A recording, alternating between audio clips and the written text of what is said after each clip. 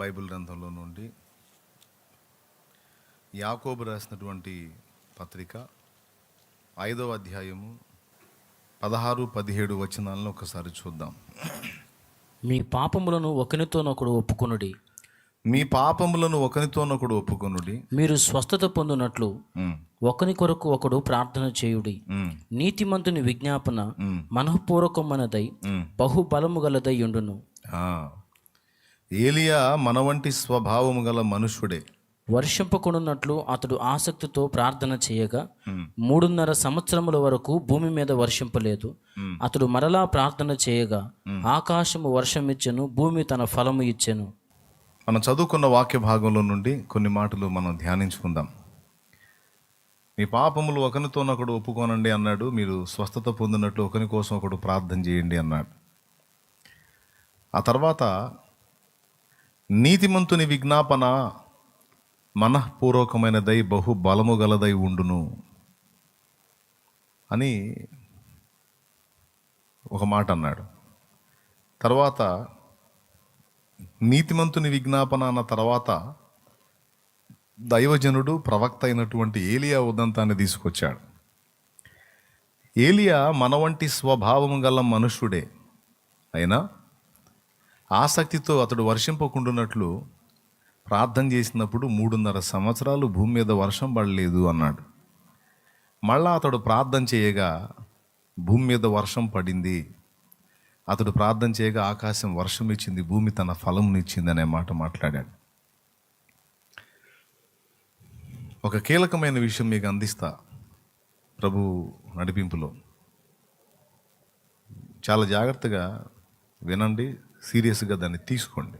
మనం ఎంత నీతిమంతులమైనా, ఎంత నీతి ప్రవర్తనను కనపరిచినా మన నీతి, మన పరిశుద్ధ క్రియలు పరలోకమందున్న దేవుని ముందు మనం వెళ్ళి ఆయన ఎదుట ఆమోదం పొందడానికి అవి పనికిరావు. ఇది ఫస్ట్ గుర్తుపెట్టుకోవాలి. మనం పరలోక రాజ్యములోనికి లేకపోతే దేవుని రాజ్యములోనికి, దేవుని సన్నిధిలోనికి, నిత్య జీవంలోనికి మనం ప్రవేశించడానికి మన నీతి క్రియలు, మన పరిశుద్ధ క్రియలు దేవునికి చెల్లవవి, దేవుని ముందు చెల్లవవి. యెషయా భక్తుడు అంటాడు, మా నీతి క్రియలన్నీ మురికి గుడ్డల వంటి వాయును అని. మన దృష్టికి మనం పర్వాలేదు అని భుజాన్ని తట్టుకొని దేవుని ముందుకెళ్ళి, దేవా నేను పర్వాలేదు కదా అని దేవుని ముందు అంటే దేవుడు మన మీద రాసిన కేసులన్నీ ఓపెన్ చేస్తాడు. ఎందుకంటే ఆయన అగ్ని వంటి దేవుడు, అగ్ని నేత్రాలు కలిగిన వాడు. టోటల్గా పాప బీజం మనలో ఉన్నందున మనం చేసిన ప్రతి పాపము దేవునికి తెలుసు. కాబట్టి 10 మంచి పనులు చేస్తే 20 చెడ్డ పనులు చేసేటువంటి తత్వాన్ని మనం కలిగి ఉన్నాం. 10 మంచి పనులు చేస్తే 50 చెడ్డ పనులు చేసే తత్వాన్ని మనం కలిగి ఉన్నాం. ఇది మన బ్లడ్ నుంచి మనకు సంక్రమించింది. మన బ్లడ్ ఆదాము సంబంధిత రక్తం.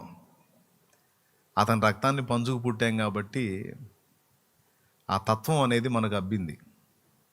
అందుకే మనకు చెడిపోయిన పనులు చేయడానికి ఎవడు ట్రైనింగ్ ఇవ్వాల్సిన అవసరంలా. ఇక్కడ దొంగతనములు చేయుట ఎలాగో నేర్పబడును అనే బోర్డు ఎప్పుడన్నా చూసారా? ఇక్కడ అబద్ధములు ఆడుట నేర్పబడును అనే బోర్డు ఎప్పుడన్నా చూసారా? ఇక్కడ జనులను ఎలాగో మోసగించవలెనో నేర్పబడును అనే బోర్డు ఎప్పుడన్నా చూసారా? ఇక్కడ వ్యభిచార పాపం ఏ విధంగా చేయవలెనో నేర్పబడునని ఏమన్నా చూసారా? లేవు. ఒక్క చోట కూడా మీకు ఆ బోర్డు కనపడదు. ఎందుకంటే వాటికి మనకేమో ట్రైనింగ్ ఇవ్వాల్సిన అవసరంలా. పుట్టడమే ఆ దరిద్రపు లక్షణాలతో పుడుతున్నాం. కొద్దిగా ఎదిగి బాడీ మనకి కోఆపరేట్ చేసే ఏజ్కి వచ్చిందాకా మామూలుగానే ఉంటున్నాం. బాడీ మనకు సహకరించే మెట్టుకు వచ్చిన తర్వాత ఆటోమేటిక్గా ఆ బలహీనతల వైపే మనం లాగబడుతున్నాం. కారణం ఏంటో దేవుడికి తెలుసు. అందుకే ఆయన కనికరం మన మీదకి వచ్చింది. ఎందుకు మనం ఇట్లా తయారయ్యామో అన్న సంగతి దేవుడికి తెలుసు. అందుకే కనికరం వచ్చింది మన మీదికి. ఎందుకు వచ్చిందంటే మనకు తెలియకుండానే ఈ పని మనలో జరుగుతుంది. పుట్టటమే ఆ పాప స్వభావంతో పుడతున్నాం. సామెతల్లో కూడా ఈ మాట ఉంది, బాలుని హృదయంలో మూఢత్వము స్వాభావికంగా పుట్టును, శిక్షాదండం దాన్ని తోలివేయును అని. మూఢత్వము స్వభావ సిద్ధంగా పుడుతుందట.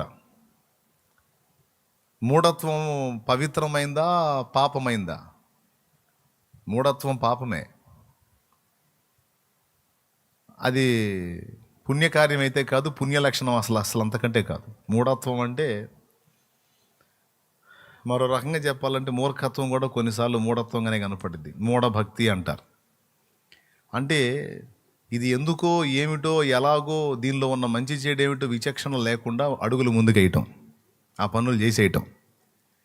దీనివల్ల వచ్చే లాభం ఏంటి, దీనివల్ల వచ్చే నష్టం ఏంటి, దీన్ని ఇలాగ నేను చేస్తే నా సృష్టికర్త ఎలా ఫీల్ అవుతాడు, ఏం అవసరం లేదు, అట్లా మూఢంగా చేసుకుంటూ వెళ్ళిపోతాడు. అంటే అందులోని మంచి చెడుల వివేచన అనేది వాడు పట్టించుకోడు, మూఢుడు. అర్థమైందా? వివాహం అయింది, భర్త చనిపోయాడు, భార్యను కూడా తగలేయాలి బాబు అంటే ఎందుకు అని అనడు. అయ్యగారు చెప్పారంటే తగలేయాల్సిందే. అదేంటంటే భక్తి, మూఢభక్తి. ఇట్లా సతీ సహగమనం వచ్చింది. ఇట్లా ఇంకా కొన్ని దరిద్ర పనులు వచ్చినాయిలే.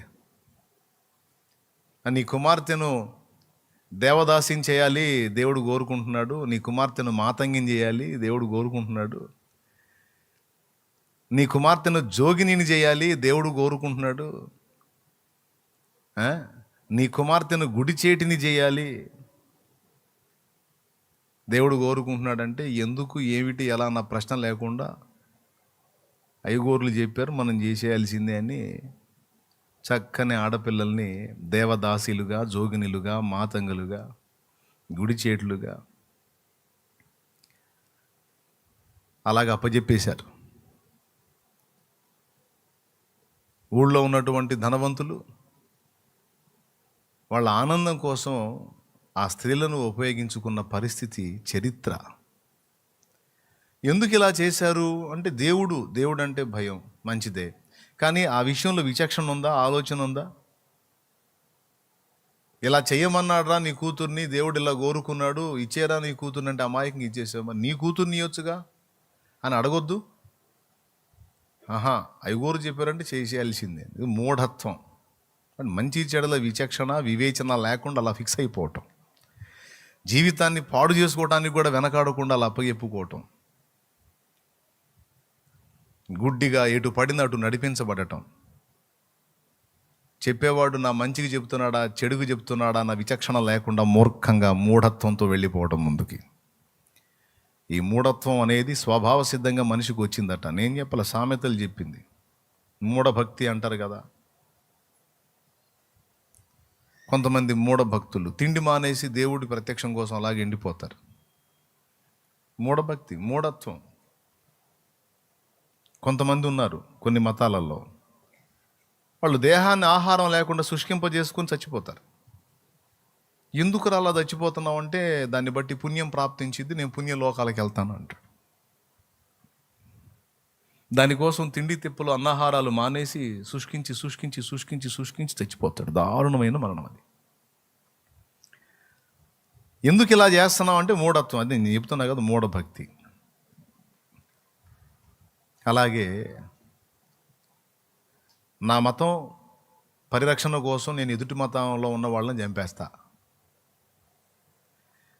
అరే చంపమని ఎవడు చెప్పాడురా నీకు? వాడు మనిషే, నువ్వు మనిషివే. మతం సంగతి పక్కన పెడితే మొత్తం ఒకే దేశస్తులు, భారతీయులురా. ఎందుకురా ఇంత దుర్మార్గాన్ని గొడిగడుతున్నావు అంటే అనవసరం, నేను ఆడిని చంపితే నాకు పుణ్యం వచ్చిద్ది. ఎవరు చెప్పారా నీకు పుణ్యం వచ్చిద్దని? మా దేవుడు చెప్పాడు, వాడి భక్తుడు చెప్పాడు. అందుకే నేను కొడతా, తిడతా, చంపుతా. పుణ్యకార్యం అంటే సాటి మనిషిని అతి క్రూరంగా చంపటం ఎలా పుణ్యకార్యం అయింది అనే విచక్షణ వీడికి ఉండదు. సో ఇలాగా చెప్పుకుంటూ పోతే మూఢత్వంతో చేసే పనులు ఇన్ని ఉన్నాయి మనుషులు. ఒకసారి నేను ఒక వీడియో చూశాను, న్యూస్లో కూడా పెద్ద హల్చల్ చేసింది. అది ఒకటిగా 2-3 రకాలు చెప్తా. ఓ బిల్డింగ్ లాంటిది ఉంది, ఆ బిల్డింగ్ మీదకి పసిబిడ్డను తీసుకొని పోయారు, కింద ఫుల్గా ముళ్ళు వేశారు, ఆ పైనుండి ఆ బిడ్డను ముళ్ళ మీద వేశారు. ఇదేం పనిరా అంటే అలా మొక్కుకున్నాను, అలా వేస్తే పుణ్యం, బిడ్డకు మంచిదని ఎత్తే ముళ్ళలో వేస్తున్నారు. వాడికి వీపుగా ముళ్ళు ఏదన్నా గుచ్చుకుని వాడు కుయ్యో మొర్రాన్ని మొత్తుకుంటే పుణ్యం అంటారు. అంతకుముందు ఇంకొక వీడియో చూశాను, నేను చెప్పింది నిజాలండి, ఈ వీడియో చూశాను కాబట్టి చెబుతున్నాను. ఇంకొక వీడియో చూశాను, అందులో ఏముందంటే ఒక ఆవిడ దున్నపోతుని తీసుకొని నిలబడింది. దేన్ని వరుసగా బారుకి జనం బార్లు పండుకొని ఉన్నారు లైన్గా. ఇక ఆమె ఏదో పూనినట్టుగా హడావుడి చేసి ఆ దున్నపోతుని తీసుకుని వరుసగా ఈ బార్లు పండుకున్న వాళ్ళ మీదకి వెళ్ళింది అవతలికి. దున్నపోతు ఆమె ఇద్దరు కలిసి, కాళ్ళు తిరిగినోళ్ళు, చేతులు తిరిగినోళ్ళు, నడుములు తిరిగినోళ్ళు, ఎంత ఎక్కువ విరిగితే అంత పుణ్యం అంట.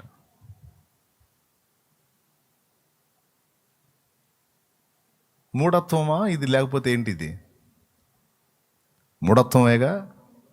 ఈ తత్వం అనేది అంటే మంచి చెడుల వివేచన లేకుండా, విచక్షణ లేకుండా అలాగో ఒకడు చెప్పిన మాటకు డిపెండ్ అయిపోయి అలా సాగిపోవటం మూఢ స్వభావము, మూఢ భక్తి. భక్తి చేస్తే అది మూఢ భక్తి.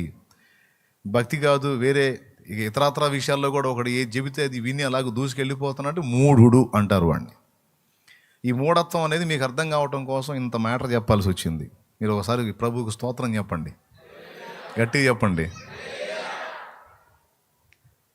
ఇట్లాగ చెప్పుకుంటూ పోతే చాలా ఉన్నాయి. ఆ మధ్య ఇంకొక వీడియో చూశాను, వాడు తంతానంద స్వామి అంట, వచ్చినట్టు బాతున్నాడు. ఎవడో ఒకడు పోయాడంట, వాడిని ఏదో వస్తామంటే కొట్టాడంట. వాడు ఏదో వర్క్ మీద పోతుంటే వీడి దెబ్బ తిన్న తర్వాత అక్కడ వాడికి సక్సెస్ అయిందంట. ఇంక అక్కడి నుంచి వాడు జనాన్ని చెప్పడం మొదలుపెట్టాడు, ఆయన నన్ను తన్నాడు, నాకు వర్క్ జరిగిందని. ఇంకా జనం అంతా క్యూ కట్టారు తన్నులు తినటానికి. కావాలంటే నెట్లో సెర్చ్ చేసుకోండి, నిన్నొత్త ఇట్లాంటి. ఇప్పుడు అంతా అందుబాటులోకి వచ్చింది కదా, మన వాళ్ళ మూఢత్వం అంతా సూపర్గా చూడొచ్చు. వాళ్ళు అంటారు పాస్టర్లు ఇలా చేస్తున్నారు అలా చేస్తున్నారు అని, కానీ వీళ్ళ తాతలు ఉన్నారు అవతల, మామూలు వాళ్ళు లేరు. అన్నీ తినిపిస్తారు, కావాలంటే తినేవాడు ఇష్టపడతాడు అంతే. అర్థమైందా? ఎందుకు ఏమిటి ఏం ఉండవు, ప్రశ్నలు ఉండవు.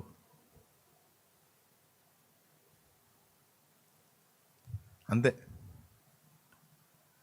ఈ మూఢత్వం ఏ స్థాయికి వెళ్ళిందంటే భక్తి పేరుతో చివరికి మనుష్య మాంసమును కూడా భక్షించే స్థాయికి వెళ్ళిపోయింది.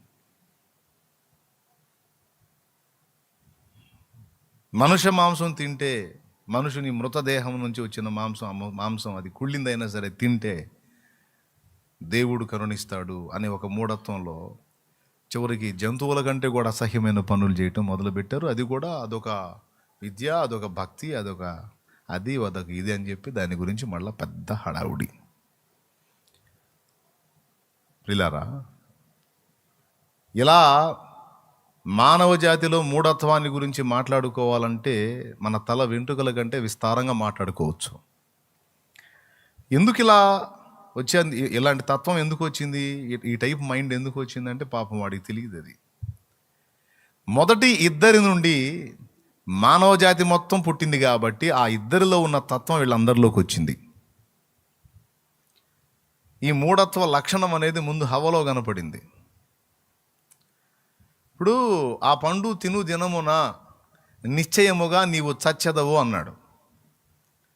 ఆదాముకు చెప్పాడు, తర్వాత హవ్వని చేసి ఇచ్చాడు. హవ్వ లైన్లోకి వచ్చిన తర్వాత ఆదాము చెప్పాడు, అమ్మాయి నువ్వు తోటలో చెట్ల కాయలన్నీ తిను, నేనేం కష్టపడి పని చేస్తూ ఉంటాను, నువ్వు పాటలు పాడుకుంటూ తిరుగుతూ ఉంటావు కాబట్టి నువ్వు ఏది పడితే అది తింటావేమో, ఆ పండు తినొద్దన్నాడు, ఇక అన్నీ తినమన్నాడు, నువ్వు జాగ్రత్త అమ్మాయి అని చెప్పాడు. అయితే ఓకే భలే పని అండి, నాకేం ఆకలి తీరక ఏమి ఇన్ని కాయలు ఉన్నాయి, ఏం పర్లేదు, ఇవి తినేస్తాలే అది వద్దులే, మీరు వద్దన్నారు కదా, దేవుడు చెప్పాడా? దేవుడు చెప్పాడు వద్దన్నాడు, ఓకే సరే అలాగే. కొద్ది రోజుల తర్వాత సర్పంతో ఫ్రెండ్షిప్ ఏర్పడింది. సర్పంలోకి సైతాన్ జొరబడ్డాడు, మాట్లాడింది. ఇది నిజమా? ఏది నీకు మీ ఆయన చెప్పింది నిజమా? ఈ తోట చెట్లలో ఉన్నటువంటి ఫలముల్లో దేని పండైనా నువ్వు తినొద్దని దేవుడు మీకు చెప్పాడా? అంటే ఈ తోట చెట్లలో ఉన్న అన్ని పండ్లు తినొచ్చు, కానీ తోట మధ్యలో ఉన్న మంచి చెడులో తెలివినిచ్చే పండు తినొద్దు అన్నాడు. దాన్ని ముట్టొద్దని కూడా అన్నాడు. నేను ఇంకొంచెం ఓవర్ యాక్షన్ చేసింది. తినొద్దని చెప్పాడు ఆయన, ముట్టొద్దు అనే పదం లేదు. అలా టచ్ కూడా చేయొద్దు అన్నాడు. అబ్బా, ఆదాము కంటే కూడా పర్ఫెక్ట్గా కనపడుద్ది. తర్వాత వెంటనే వీడన్నాడు, పిచ్చిదానా అన్నీ తినమని అది ఒక్కటి ఎందుకు తినొద్దు అన్నాడు, కొద్దిగా ఆలోచించు. ఆ పండు ఎందుకు తినొద్దు అన్నాడు అంటే, అది తింటే మీరు కూడా దేవుళ్ళు లాంటి వాళ్ళు అవుతారు, మీ కళ్ళు తెరవబడతాయి, మీరు తన వంటి వారు అవుతారు కాబట్టి తినొద్దన్నాడు. కావాలంటే తీసుకొని తిను, నీ కళ్ళు తెరవబడతాయి, మీరు ఎట్లా ఉన్నారో మీకు అర్థమైపోయింది, మీరు కూడా ఆయన వంటి వాళ్ళు అవుతారు అన్నాడు. అంటే ఆ పండులో ఆ శక్తి ఉంది, మంచేదో చెడేదో గ్రహింపు ఇచ్చేటువంటి, ఆ గ్రాహ్యం ఇచ్చేటువంటి శక్తి ఆ పండులో ఉంది. కావాలంటే మీరు 3వ అధ్యాయం చూడగలిగితే, 3వ అధ్యాయంలో దేవుడు కూడా అంటాడు, ఆదాము మంచి చెడ్డలను ఎరుగునట్లు మనలో ఒకని వంటి వాడాయను అంటాడు. అంటే పండు తిన్నప్పుడు మంచి చెడ్డలు ఎరుగునట్లు దేవునితో పాటు తను కూడా మంచి చెడ్డలను ఎరుగునట్లుగా ఆయనతో వారితో ఒకని వంటి వాడాయనని దేవుడు మాట్లాడాడు. చూడండి ఒకసారి 3:22. ఆదికాండం 3వ అధ్యాయం 22వ వచనమాట. చూడండి ఒకసారి.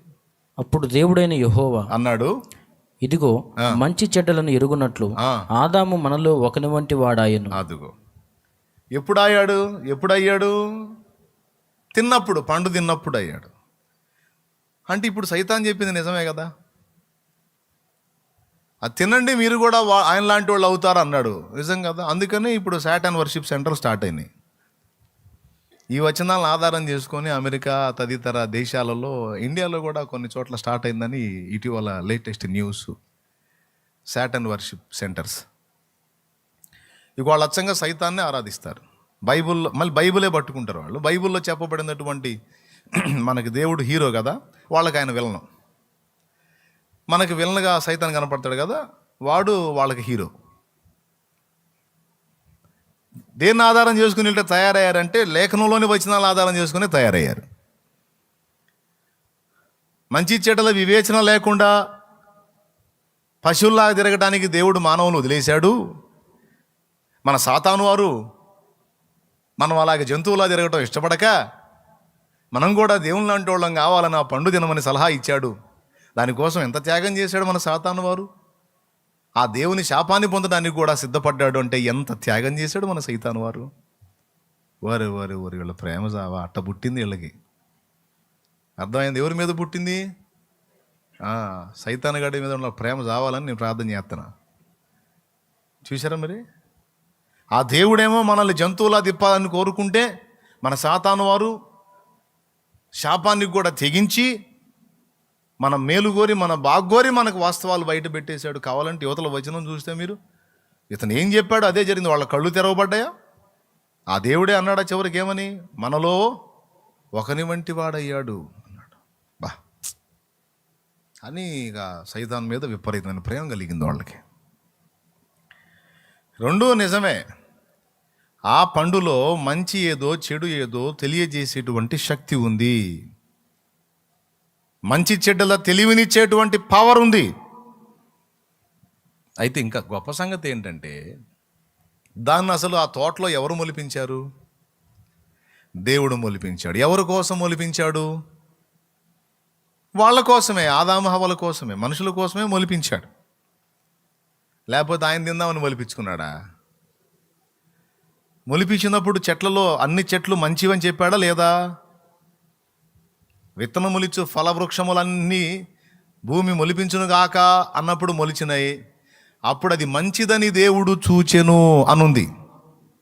అందులో ఈ మంచి చెడులో తెలియనిచ్చేటువంటి చెట్టు ఉంది, అది కూడా మంచిదని దేవుడు ఫిక్స్ అయ్యాడు. మరి మంచిదైతే ఇంకేం, పండు తింటే వచ్చిన నష్టం ఏంటి అంటే, దేవుడు కోరుకున్నది ఏమిటంటే మానవుడు మొదట జీవాన్ని పొందాలి, ఆ తర్వాత జ్ఞానాన్ని పొందాలి అని ఆశించాడు. అది విషయం. స్తోత్రం చెప్పండి. మానవుడు మొదట జీవాన్ని పొందాలి, తర్వాత జ్ఞానాన్ని పొందాలి. మంచి చెడుల తెలివినిచ్చేటువంటి వృక్ష పండు జ్ఞాన ఫలం అనుకోండి. ఫస్ట్ జ్ఞానమా లేక జీవమా?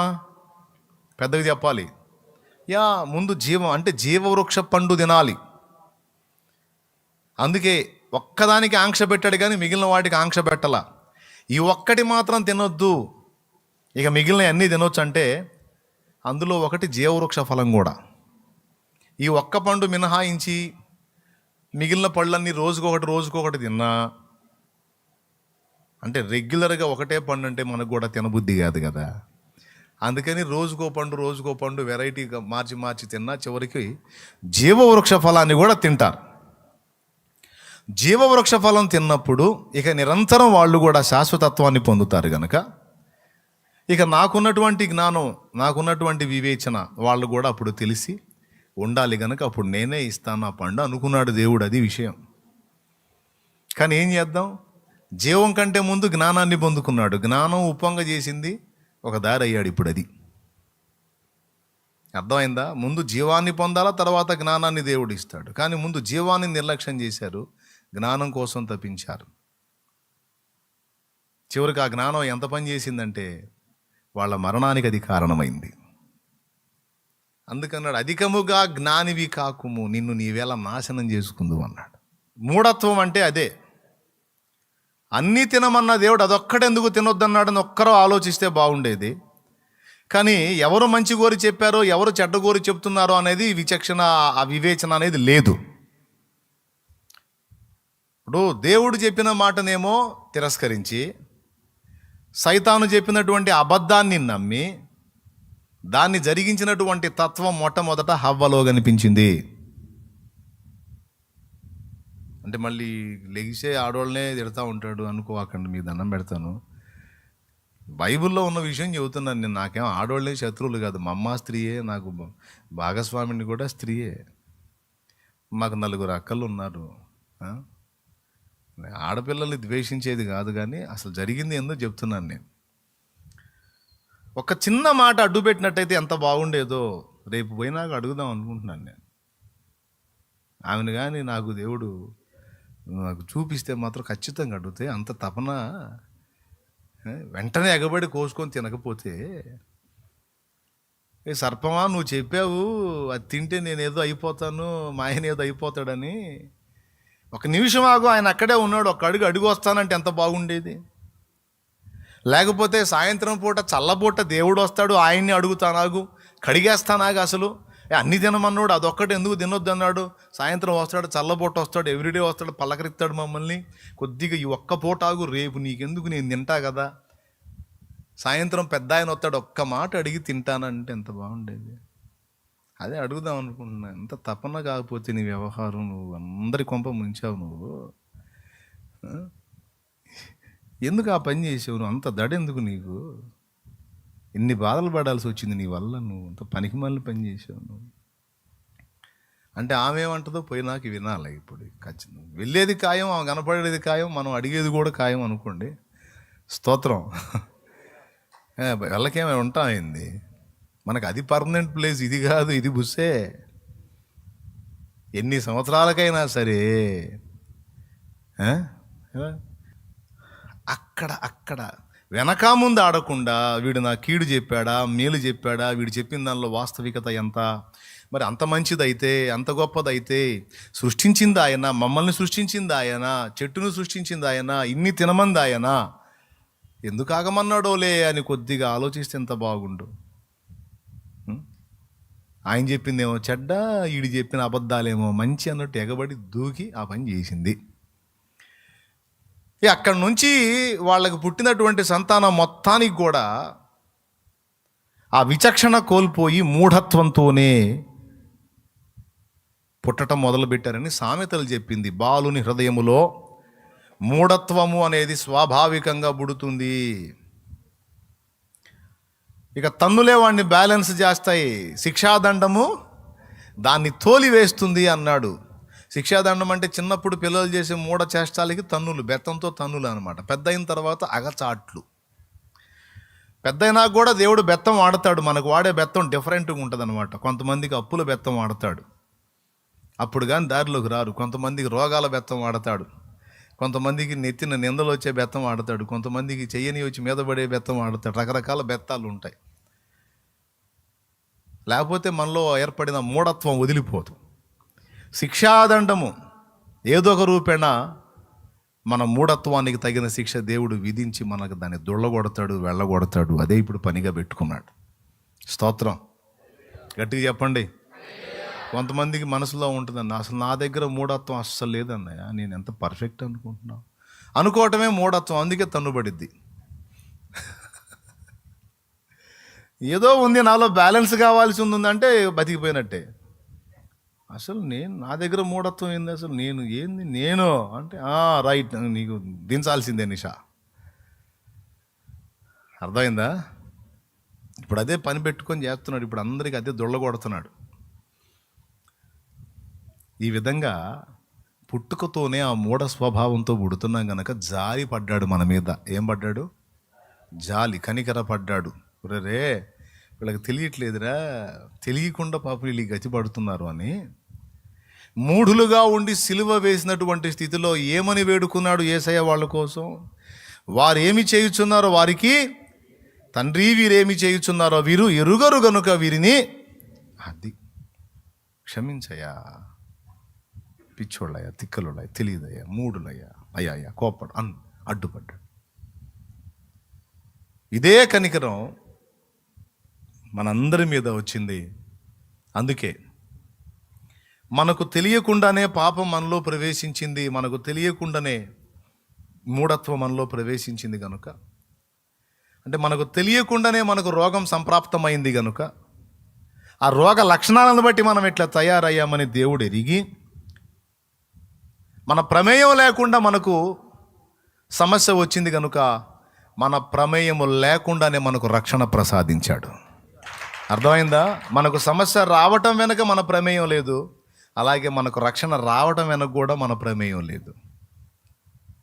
మనకు రక్షణ ఆయన తన చిత్తానుసారంగా దయచేశాడు. అందులో నువ్వేమన్నా తీసుకెళ్ళి వేసావా యేసు ప్రభుని సిలువ? లేకపోతే నువ్వేమన్నా ఫోన్ చేసావు, తండ్రి ఎక్కడున్నా, పరలోకంలో ఉన్నావా, ఆడున్నావు, 24 పెద్దల దగ్గర ఉన్నావా, లేకపోతే సమీపించిన తీసేసులో ఉన్నావా, చిన్న విషయం ఉందిలే అని ఏమన్నా ఫోన్ చేసావా? ఏం లేదు, తేడా పడ్డాం కొంచెం రా అని ఏమన్నా ఫోన్ చేసావా? ఏం చేయలే. నీ ప్రమేయం లేదు, నువ్వేదో పిచ్చోళ్ళ తిరుగుతూ ఉన్నావు, పిచ్చిదానిలా బతుకుతూ ఉన్నావు. నీకోసం ఆయన భూమి మీదకి వచ్చి నీకు తెలియకయే నీలోనికి ప్రవేశించిన పాపానికి నీకు తెలియకయే విమోచన ప్రసాదించాడు ఆయన. ఇది దేవుని న్యాయం, ఇది దేవుని కనికరం, ఇది దేవుని జాలి. అర్థమైందా? కాబట్టి ఈ మూఢత్వంతో నిండినటువంటి మనము ఎన్ని చేసినా దేవుని ముందు పరిపూర్ణంగా మనం ఆమోదించబడడానికి, నిత్య జీవంలోనికి ప్రవేశించడానికి ఇవి సరిపోవు. అందుకే తిరుగు లేకుండా ఒక్కటే బలి, మన పాపములకు తిరుగులేని ప్రాయశ్చిత్తార్థ యజ్ఞం తన కుమారునితో చేసి మనందరికీ నిత్య జీవ ప్రాప్తిని అనుగ్రహించాడు. గతంలో చెప్పా, మళ్ళీ ఒకసారి చెప్తున్నా. మనం నిత్య జీవానికి చేరడానికి మన నీతి క్రియలు, మన పరిశుద్ధ క్రియలు దేవునికి సరిపోవు. మరి దేవుడు మనల్ని ఆమోదించాలంటే మనకు తరపున, మనకు బదులుగా ఒక బలి జరగాలి. అది దైవ కుమారుని బలి. ఆయనను బట్టి మనల్ని అంగీకరిస్తాడు. ఎవరిని బట్టి? అబ్బా, ఎవరాయనా? చెప్పాలి గట్టిగా. యేసయ్య శరీరములో మన పాపములకు శిక్ష విధించి ఆయన రక్తము ద్వారా మనకు విమోచన ప్రాప్తింపజేశాడు. కాబట్టి ఇప్పుడు పరలోకం మనం పోవాలంటే సింపుల్గా యేసు ప్రభువే చెప్పేశాడు, నేనే మార్గమును సత్యమును జీవమును, నా ద్వారానే తప్ప ఎవ్వడు కూడా తండ్రి దగ్గరకు రాడు అని తేల్చాడు. కాబట్టి మనం పరలోక రాజ్యంలో ప్రవేశించాలి అంటే మనకు యేసు రక్తం ఒక్కటే ఆధారము, యేసే మనకు మార్గం. ఇప్పుడు యేసయ్య అంగి పట్టుకొని పోవటమే మనం. రైలు ఇంజన్ వెనక గూడ్చున్నట్టు ఎన్ని బోగీలైనా సరే ఇంజన్ లాక్కొని పోయినట్టు భూమి మీద ఉన్న యావత్తు మానవ జాతి అయితే ఒక్కటి చేయాలా, గూడ్స్ అంతా కలిసి ఇంజన్తో లింక్ అవ్వాలి. అది స్తోత్రం. ఒకప్పుడు మనం లింకు గాల లోకంలో తిరిగాం, తలా ఒక తారీఖును లింక్ అయ్యాం మనం. ఎక్కడెక్కడో ఉన్నాయి బోగిలు, ఏడాడో తిరుగుతున్నాయి వాటి ఇష్టం వచ్చినట్టు అడ్డదిడ్డంగా. ఆ బోగిలన్నిటినీ పరిశుద్ధాత్మ దేవుడు గ్యాదర్ చేసి ఆ బోగిలంటే ఇప్పుడు మనమే తీసుకొచ్చి మెయిన్ ఇంజిన్ అయిన యేసయ్యకి మొత్తాన్ని లింకు చేస్తూ ఉన్నాడు. ఇప్పుడు యేసయ్యను మనం లింకు తెంచుకోనంత వరకు, యేసయ్యను వదలనంత వరకు మనకు పరలోకం గ్యారంటీ. యేసయ్య మనకిచ్చిన రక్షణ 4 రోజుల రక్షణ కాదు, 3 రోజుల రక్షణ కాదు, దాని పేరు నిత్య రక్షణ. అర్థమైందా? భోగి ఇంజన్తో లింక్ అయి ఉన్నంత వరకు, గూడ్స్ ఇంజన్తో లింక్ అయి ఉన్నంత వరకు ఎన్ని కిలోమీటర్లైనా తీసుకొని పోతానే ఉంటుంది. లింకు తెగిందా ఇక అంతే సంగతులు. అందుకే అందరికీ చెబుతాను, యేసయ్య నుండి ఎడబాయటానికి జీవితంలో ఎన్నడూ ట్రై చేయొద్దు. నువ్వు యేసయ్యలో నిలిచి ఉన్నంత వరకు నీ రక్షణ గ్యారంటీ అని చెబుతున్నాను నేను. నువ్వు యేసును విసర్జించిన నాడు నువ్వు విసర్జించబడతావు, నరకపాత్రుడో నరకపాత్రురాలి అవుతావు. యేసును విసర్జించనంత వరకు నీ రక్షణ గ్యారంటీ. దేవునికి స్తోత్రం. యేసయ్య మనకి ఇచ్చింది తుమ్మితే ఊడిపోయే ముక్కు కాదు, ఎంత తుమ్మినా ఓడని ముక్కు. స్తోత్రం. అంటే అర్థమైందా మీకు? ఎంతన్నా ఎప్పుడన్నా ముక్కు ఊడిపోయిందా? అట్లా తుమ్మితే ఊడిపోయే ముక్కు మనకు దేవుడు కానీ ఇచ్చినట్టయితే ఎప్పుడో తీసి పడేసేవాళ్ళం దాన్ని. ఎన్నిసార్లు జలుబు చేసింది, తుమ్మినప్పుడల్లా ఊడిపోతుంది. ఎన్నిసార్లు అని పెడతాం దాన్ని, హెపో పోతే పోయిందని అట్లనే తిరిగేవాళ్ళు. ముక్కు లేకుండా తిరిగితే ఇంకా మన ముఖాలు మనమే అద్దం చూసుకుని దడుచుకొని చచ్చేటట్టు ఉండే. దేవునికి స్తోత్రం. హల్లెలూయా. అంటే తుమ్మితే ముక్కు ఊడిపోదు, ఎన్నిసార్లు తుమ్మినా సరే ముక్కు ఊడిపోదు. కాబట్టి యేసయ్య ఇచ్చిన రక్షణ కూడా, దేవుడిచ్చిన రక్షణ కూడా నిత్య రక్షణ. ఈ మాట ఎక్కడుందో, ఆయన మన నిత్య రక్షణకు కారకుడాయను. అది హెబ్రీ పత్రిక 5వ అధ్యాయం 10వ వచనం. అదిగో చూడండి. మరియు ఆయన సంపూర్ణ సిద్ధి పొందినవాడై మెల్కీసెదెకు యొక్క క్రమములో చేరిన ప్రధాన యాజకుడని దేవుని చేత పిలువబడి తనకు విధేయులైన వారికి అందరికీ ఏం లేదండి నువ్వు చేయాల్సింది, జస్ట్ ఆయనకు లోబడు, ఆయనతో లింక్ అవ్వు అంతే. ఆయన ముందు నడుస్తాడు, నువ్వు వెనక నడువు అంతే.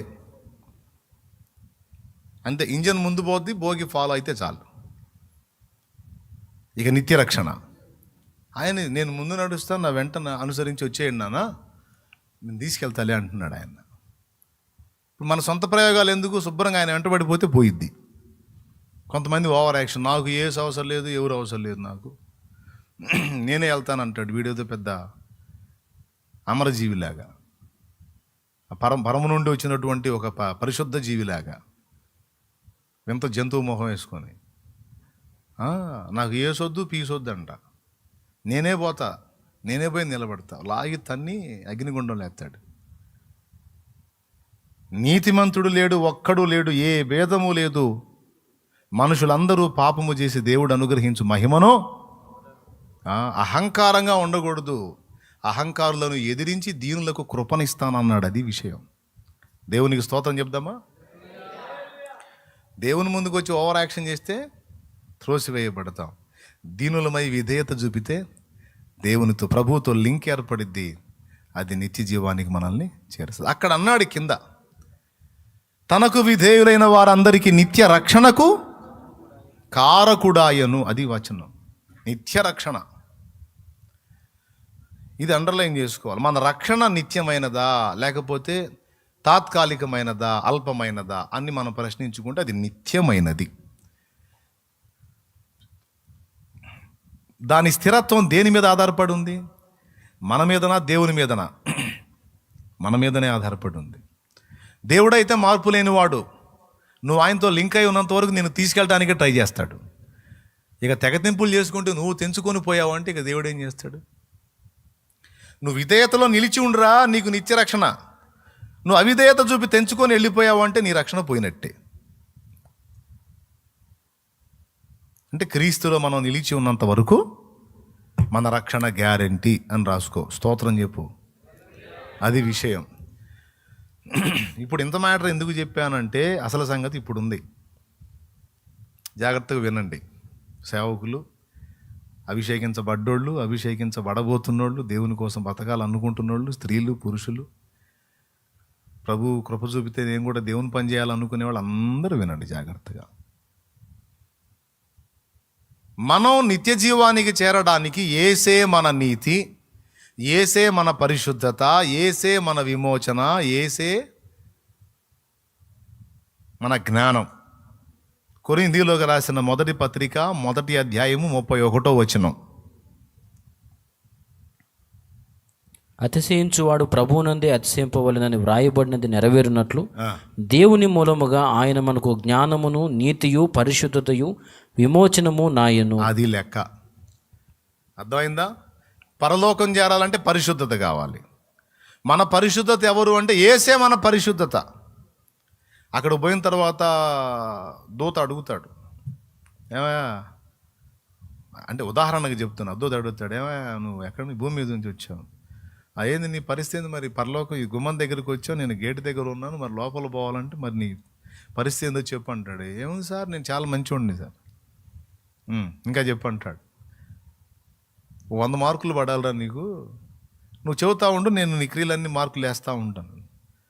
చాలా మంచివాడిని సార్. 5 మార్కులు అంటాడు. నేను ఎప్పుడూ వ్యభిచారం చేయలేదండి. చేయలేదా? చేయలేదు. 10 మార్కులు. నేను దొంగతనం చేయలేదు సార్. ఒక 5 మార్కులు. ఎన్నైనాయి? 20. ఇంకెన్ని కావాలా? 80 కావాలా సార్? బీదలకు సాయం చేస్తాను సార్ నేను. సరే ఇంకొక 5. 5ఏనా? సరే సార్. మావిడిని నేను చాలా బాగా చూసుకున్నాను సార్. ఓకే, 1.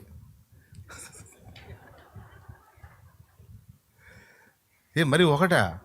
అవునురా, నీ భార్య నీకు అన్నీ చేసి పెట్టింది, చూసుకున్నావు, జనాన్ని ఉద్ధరించినట్టు చెప్తున్నావే. చెప్పు ఇంకా నెక్స్ట్ చెప్పండి. మరి ఏం సార్ ఇంత దారుణంగా వెళ్తున్నారు? మిట్టయితే నేను అప్పటికి 100కి ఎప్పుడు చేరాలా? మరి అదే చెప్పు, ఇంకా చెప్పు. ఏదో వాళ్ళకి సాయం చేశానండి. చేసావా? సరే, దానికి 4 కలుపుతున్నాపా. ఇందాక బీదలో చేశాను అన్నావుగా, అంటే బీదలండి వాళ్ళు, విధవాళ్ళు. సరేపో 4. మొత్తం కలిసి 30 కూడా కాలేదుగా. ఇప్పుడు ఏం చెప్పాలా? ఉన్నాయని చెప్పేశాడు ఇప్పుడే, ఇంకేం గుర్తుకు రావట్లా. తొందరగా ఆలోచించి, మళ్ళీ జనం ఉన్నారు కానీ అంట ఏం కానిచ్చేదండి. ఇంకెంత చెప్పినా 70 భర్తీ ఎట్లా అవుతాయి? దానికి సరిపోయినా నేను లేవు. మరి లేకపోతే నువ్వు అన్ఫిట్ అంటాడు. లేదు సార్, నేను చాలా మంచివాడిని అంటాడు. నడవదరా, నీ మంచితనానికి వేసా మార్కులు అంట. అప్పుడు యేసయ్య వచనం గుర్తొచ్చింది, నేనే మార్గమును, సత్యమును, జీవమును, నా ద్వారానే తప్ప ఎవడో తండ్రి వద్దకు. అది అప్పుడు అంటాడు, అయ్యా నేను ఎంత మంచివాడిని, మావిడిని బాగా చూసుకున్నాను, జనాలకు సాయం చేసి అన్నీ కాదు, కానీ నాకు యేసు ఆధారం, దేవుని కృపే ఆధారం. అర్థమైందా? ఇక ఏదన్నా నేను అక్కడికి చేరితే ఆ ప్రభువుని బట్టి తప్ప, యేసయ్య లేకుండా నేను ఎన్ని తిప్పలు పడ్డా నాకు అవదని అర్థమైపోయింది. యేసే నా దిక్కు అని అన్నప్పుడు అప్పుడు బళ్ళును తెరుచుకుంటుంది గేటు. అప్పుడు దూత అంటాడు అన్నమాట, ఈ ముక్క ముందు చెప్పాలా, ఈ ముక్క ముందు చెప్పాలి, నా టైం వేస్ట్ చేసాపా, వెళ్ళిపో, లోపలికి వెళ్ళిపో పిచ్చోడా. ఎందుకండి అంటే యేసు నీ పరిశుద్ధతరా, యేసు నీ నీతి, యేసు నీ విమోచన, యేసు నీ జ్ఞానం. పో, యేసు అని పేరు చెప్పా, బతికిపోయావు పో. యేసు లేక ఎవ్వడైనా చేరలేడు మోక్షము. యేసు యేసు లేక ఎవ్వడైనా చేరలేడు మోక్షము. యేసు ఉన్న గృహము ఆనంద నిలయమే. యేసు స్వామి ఎవరినైనా దీవించు దేవుడే. యేసు క్రీస్తు ఈ జగాన సాటి లేని దైవము. ఆయనే సజీవమైన ఆరాధ్య దైవము. ఇప్పుడు యేసుప్రభుని ఎగతాళి చేసేవాడికి ఒక్కోడికి రేపు అక్కడ ఉంటుంది. ఇప్పుడు ఎన్ని ఎటకరాలు చేయాలి అన్ని చేస్తున్నారు, రేపు మొత్తానికి కనపడుద్ది. నా తోడు ప్రతి మోకాలు నా ఎదుట వంగును ప్రభు నామమును స్తుతిస్తాడు, ప్రతి నాలుక నన్ను స్తుతించదని రాయబడి ఉంది. ఇక్కడ డ్యాన్స్ వేసేవాళ్ళు ఎగిరి యేసుప్రభు మీద రకరకాలుగా మాట్లాడే మాలోకాలు మొత్తం రేపు అక్కడ క్యూలో నిలబడతారు. అక్కడ ఉంటుంది ఒక్కోడికి బంపర్ డోస్ ఉంటుంది. ఎందుకంటే వీళ్ళు అనుకోరు కనపడేది ఆయనని, ఏదో ఊహా ప్రపంచాల్లో ఉంటారు. నేను అతన్ని ఫాలో అవుతున్నా వాళ్ళని పట్టుకొని వెళ్ళిపోతాను అని. ఎందుకంటే ఎవరికి ఛాన్స్ లేదు, ఎందుకంటే ఎవ్వడు అధికారం పొందలా. అధికారం పొందినవాడు వధింపబడిన గొర్రెపిల్ల ఒక్కడే. అది కూడా ఎందుకు ఎట్లా అధికారం పొందాడు? అందరి పాపముల కొరకు బలి అయినాడు గనుక అందరినీ విమోచించుటకు ఆ ఒక్కడికి అధికారం ఉంది, కానీ ఇంకెవ్వరికి లేదు. ఎందుకంటే ఎవరు ఏం చేయలే. ఇంకా పచ్చిగా చెప్పాలంటే మొత్తం మనకంటే దారుణంగా చేశారు గతంలో మనం మొక్కినాడు. మనం కూడా చేయనని చేదర్లు చేశారు. ఇప్పుడు వాళ్ళు మనతో పాటు క్యూలో ఉంటారు. స్వామి మహానుభావ నువ్వేనైనా నావే ఒకవేళ వాళ్ళ స్టోరీలు నిజమే, వాళ్ళు నిజంగా ఉంటే ఏంటనైనా నావే అనుకున్నావు అంటున్నారు. మీరు ఎవరు చెప్పారా స్వామి అని? పదరా నీ కాడికి పాపినది పద అంట.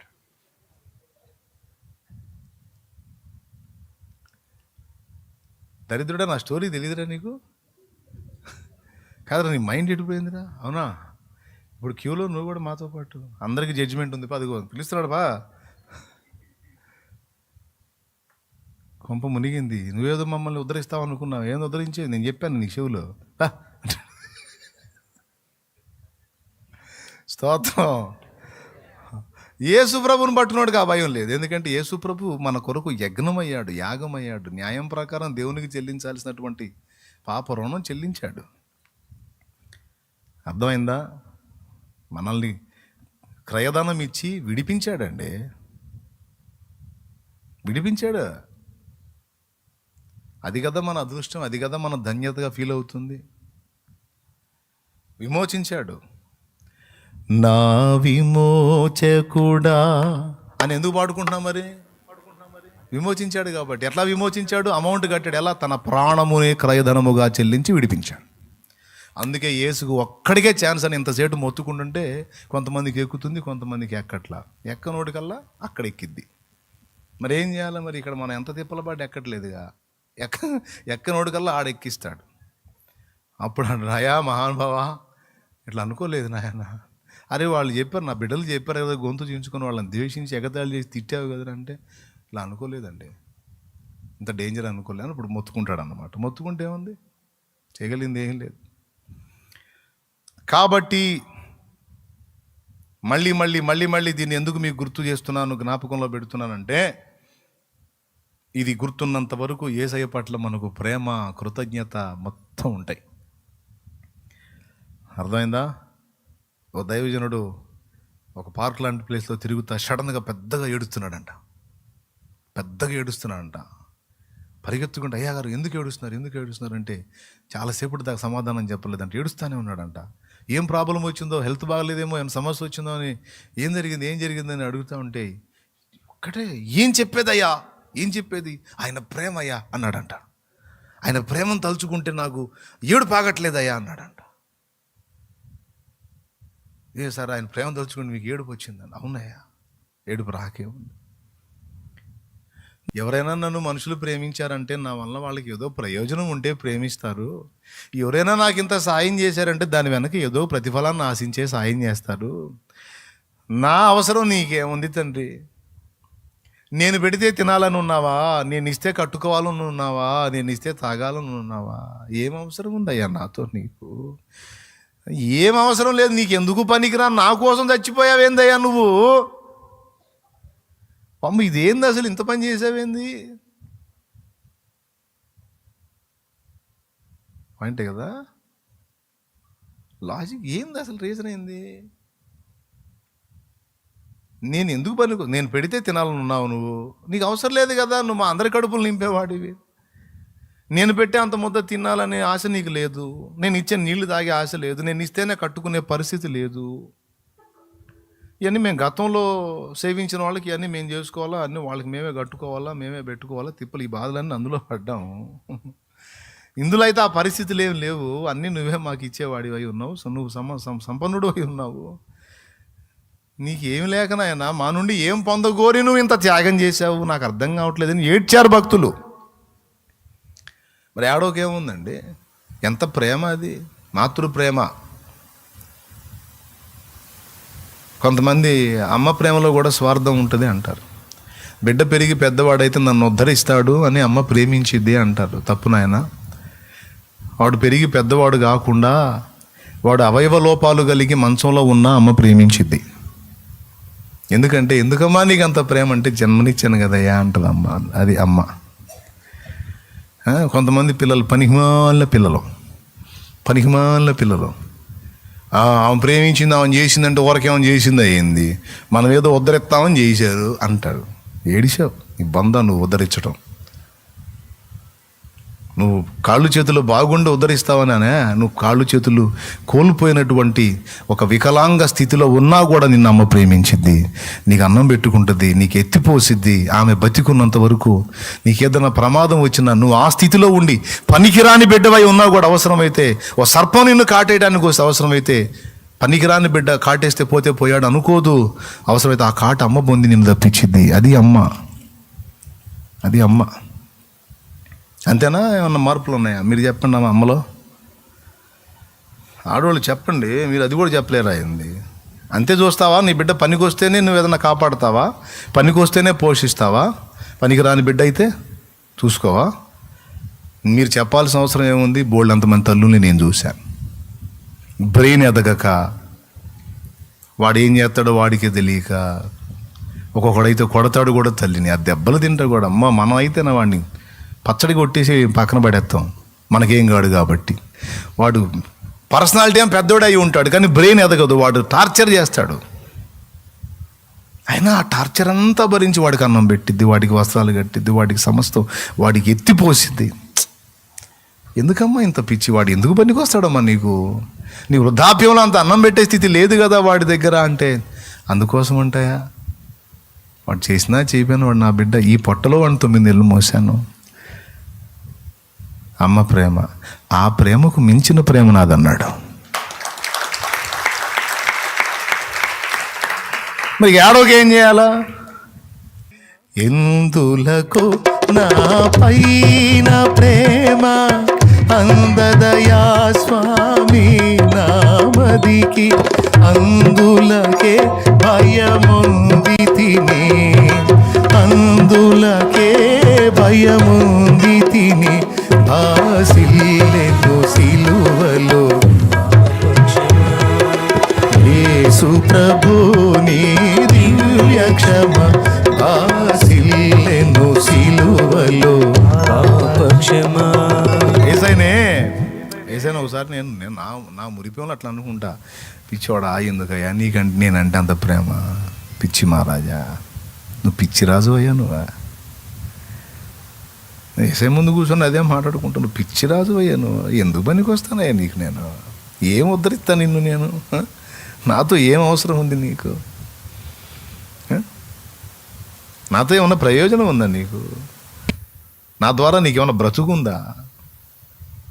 ఎంత పిచ్చిరాజు అయ్యా నువ్వు, ఎందుకయ్యా ఇంత పిచ్చి కన్నా నువ్వు ప్రేమించాను? కూర్చొని ఏడుచుకుంటావు ఒకసారి, ఏ మాటలు రావు ఇక ఏడుకులే. మరి అంతేకాదు, మీకు ఆ ఫీలింగ్ ఉందో లేదో నాకైతే తెలియదు కానీ నాకు వచ్చింది ఆ ఫీలింగ్. బాధపడి కూర్చొని ఏడుచుకొని ఏం లేదు, మళ్ళీ వేరే కారణమే లేదు. బాధలను బట్టో కష్టాలను బట్టో ఏడుపులు కాదు. ఆయన ప్రేమ, ఆయన కృప దలుచుకున్నప్పుడు ఏడుపు ఆగదు. అందుకే భక్తులు ఏడ్చారు, ఎందుకయ్యా నన్ను ఇంత ప్రేమించు. అసలు ఎంత అద్భుతమైన పదం రాశాడో చూడు. మనుషులు ఎవరన్నా నన్ను ప్రేమిస్తున్నారంటే వాళ్ళకి ఏదన్నా ప్రయోజనం ఉంటేనే చేస్తారు. నేను నీకు ఎట్లా ఉపయోగపడతానయ్యా? నన్ను ఇంత ప్రేమించి చచ్చిపోయేవేంది నా కోసం నువ్వు? అది యేసు ప్రేమ. ఇది అర్థమైందంటే చచ్చిపోవటానికైనా ఇష్టం, ప్రాణం ఇస్తాం కానీ ఇష్టపడతాం కానీ యేసుని వదలటానికి మాత్రం ఇష్టపడం. ఈ పునాది ఉండాలి ప్రతి భక్తునిలో, ప్రతి భక్తురాల్లో ఈ పునాది ఉండాలి. అంతవరకు ఆ మ్యాటర్ పక్కన పెడదాం. అంటే డిలీట్ చేయొద్దు, హృదయంలో పక్కన పెట్టుకుందాం, ఎప్పటికీ మర్చిపోకుండా గుర్తుపెట్టుకుందాం ఆయన ప్రేమని. ఇక రెండవది, ఇప్పుడు పరలోకం పోవటానికి మన నీతి క్రియలా యేసు రక్తమా? పెద్దగా చెప్పాలి. మనం పరలోకంలో దేవుని దగ్గరికి చేరడానికి మనకు ఆధారం ఎవరు? మన పవిత్ర క్రియలా, పరిశుద్ధ క్రియలా, మన నీతి క్రియలా, లేకపోతే యేసయ్యా? పెద్దగా చెప్పాలి. ఇక మనకి ఏ ఆధారం? రైట్, అంతవరకు మీరు క్లియర్గా ఉన్నారు. మన నీతి అక్కడ చెల్లుబాటు. ఇక మన నీతి అక్కడ చెల్లుబాటు కాదు కాబట్టి ఇక మన నీతికి, న్యాయ ప్రవర్తనకు, సత్క్రియలకు మనం ఇక విలువ ఇవ్వాల్సిన అవసరం ఉందా లేదా అన్నది ఒక ప్రముఖ ప్రశ్న. మన సత్క్రియలకు, నీతి ప్రవర్తనకు, న్యాయవర్తనకు, యథార్థతకు, పరిశుద్ధ క్రియలకు విలువనివ్వాలా లేదా అన్నది ప్రశ్న. ఇంకా దాంతో మనకు సంబంధం ఏందండి? మనం యేసుప్రభుని బట్టి వెళ్ళిపోతున్నాం పరలోకం. ఇంకా మనకి ఇప్పుడు నీతి క్రియలు, పరిశుద్ధ క్రియలు, సత్క్రియలు ఇక వీటితో అవసరం ఏముంది? అవన్నీ చెల్లుబాటు కావని చెప్పుకున్నాంగా. అంటే గతంలో చెప్పాను, మళ్ళీ చెప్తున్నాను, దైవ ప్రేరణతో చెప్తున్నాను నేను. మన రక్షణ, నిత్య రక్షణకు యేసు ఆధారం. కానీ మనం భూమి మీద జీవించే జీవితంలో మనం పొందగోరి ఆశించినటువంటి సకల ఆశీర్వాదములకు మన క్రియలు వర్తిస్తాయి, మన నీతి ప్రవర్తన వర్తిస్తుంది. దీన్ని అందరూ గుర్తుపెట్టుకోవాలి, మళ్ళా గుర్తుపెట్టుకోవాలి. సైతాను ఒక మోసంలోకి తీసుకెళ్తాడు మనల్ని. ఏ మోసంలోకి అంటే, నువ్వు నిత్య జీవానికి చేరడానికి కృపయే ఆధారమైంది, దేవుడు యేసయ్య ఆయన కృపయే ఆధారమైంది, కాబట్టి ఏదైనా ఆయన కృపే తప్ప ఇంకా నీదంటూ ఏమీ లేదు. అర్థమైందా? ఇక నువ్వు అట్టెట్టున్నా దాని గురించి నువ్వు ఆలోచించాల్సిన అవసరం లేదు, అన్నీ నడుస్తుంటాయి. నువ్వైతే కృపను బట్టి సాగి ముందుకు వెళ్ళిపోవటమే కానీ ఇంకా వేరుగా నువ్వేం ఆలోచించొద్దు అనేటువంటి మాటలు మన చెవిన పడ్డప్పుడు మనం మన నీతి ప్రవర్తన విషయంలో బలహీనపడే అవకాశం ఉంది. కానీ దేవుని వాక్యం ఏం చెప్తుందంటే, నువ్వు పరలోకం చేరడానికి యేసయ్య కృప, యేసయ్య ఆధారం కాదని నేను అనట్లేదు. కానీ వ్యక్తిగతంగా నీవు నా కృపను పొంది ఆశీర్వదించబడటానికి మాత్రం నీ క్రియలను నేను తప్పకుండా పట్టించుకుంటా అనేది దేవుడు మాట్లాడుతున్నాడు. నీ సత్ప్రవర్తన, సత్క్రియలను నేను నిశ్చయంగా పరిగణలో తీసుకుంటా అనేది దేవుడు స్పష్టంగా మాట్లాడుతున్నాడు. కృప ఉంది కదా, మనకు కృపే సమస్తము, మన కృపే ఆధారం అంటే బాగానే ఉంది వినటానికి. కానీ పరలోక రాజ్యానికి మనకు కృప, భూమి మీద కూడా మన వ్యక్తిగత ఆశీర్వాదాలు స్వతంత్రించుకోవడానికి కృప పొందాలంటే ఇక్కడ మన ప్రవర్తన దానికి ఆధారమై ఉంది. ఆ పాయింట్లోనే నీతిమంతుని విజ్ఞాపన మనఃపూర్వకమైనదై బహుబలము గలదై ఉండును అన్నాడు. ఆ మాటను గురించి కొంచెం ఎప్పుడన్నా ఆలోచించి చూసారా మీరు? సామెతల్లో ఒక మాట ఉంది, నీతిమంతులు సింహము వలె ధైర్యముగా నుందురు అని. స్తోత్రం, పెద్దగా చెప్పండి. నీతిమంతులు సింహము వలె ధైర్యముగా నుందురు అన్నాడు. తర్వాత నీతిమంతుడు ఆశించినది వానికి దొరుకును అన్నాడు. మంచిది బ్రదర్, అట్లయితే యేసే మనకు నీతి, పరిశుద్ధత, విమోచనము, జ్ఞానం అయ్యాడు కదా అంటే ఇప్పుడు మన నీతి యేసే, ఇక మన నీతి కాదని మనం నీతి మాలిన పనులు చేసే అవకాశం ఉంది. ఎంతమందికి అర్థమైందో ఏమో మరి. ఈ 1 కొరింథీ పత్రిక 1వ అధ్యాయం 31వ వచనం ఆధారం చేసుకుని మన నీతి కాదు, యేసే మన నీతి గనక ఇక మన నీతితో నిమిత్తం లేదని నీతి మాలిన అడుగులేసి, ఏందిరా నీతి మాలిన అడుగులేసావంటే నా నీతితో పనే ఉంది, నా నీతి యేసే, ఆయనే నా నీతి, ఆయనే నా పరిశుద్ధత. యేసు నా పరిశుద్ధత అయినప్పుడు ఇక నా వ్యక్తిగత పరిశుద్ధతతో అవసరం ఏముంది? నేను ఏ గడ్డైనా తినొచ్చు అంటే కృప ఉంది కదా. దాన్ని కృపను నిరర్ధకం చేయటం అంటారు, కృపను దుర్వినియోగపరచడం అంటారు. అర్థమైందా? నా పరిశుద్ధత యేసే అని రాయబడి ఉంది కదా, కాబట్టి ఇక నా వ్యక్తిగత పరిశుద్ధతతో అవసరం లేదు అని కొంతమంది ఫిక్స్ అయిపోయారు. నా నీతి యేసే అని రాయబడి ఉంది కాబట్టి ఇక నా వ్యక్తిగత నీతితో అవసరం లేదు. ఎందుకంటే యెషయాలో ఉంది కదా, మా నీతి క్రియలన్నీ మురికి గుడ్డల వంటి వాయును అన్నాడు. కాబట్టి నా నీతి కాదు, కాబట్టి ఇక నేను నీతిని గురించి ఆలోచించి ఆ గందరగోళం అవ్వాల్సిన అవసరం ఏం లేదు.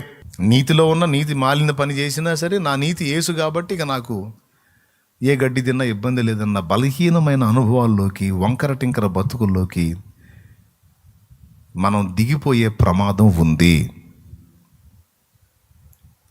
కృప మీద ఆధారపడుతున్నట్టే మనకు తెలియకుండానే మనం విషయంలోకి దిగిపోయే అవకాశం ఉంది.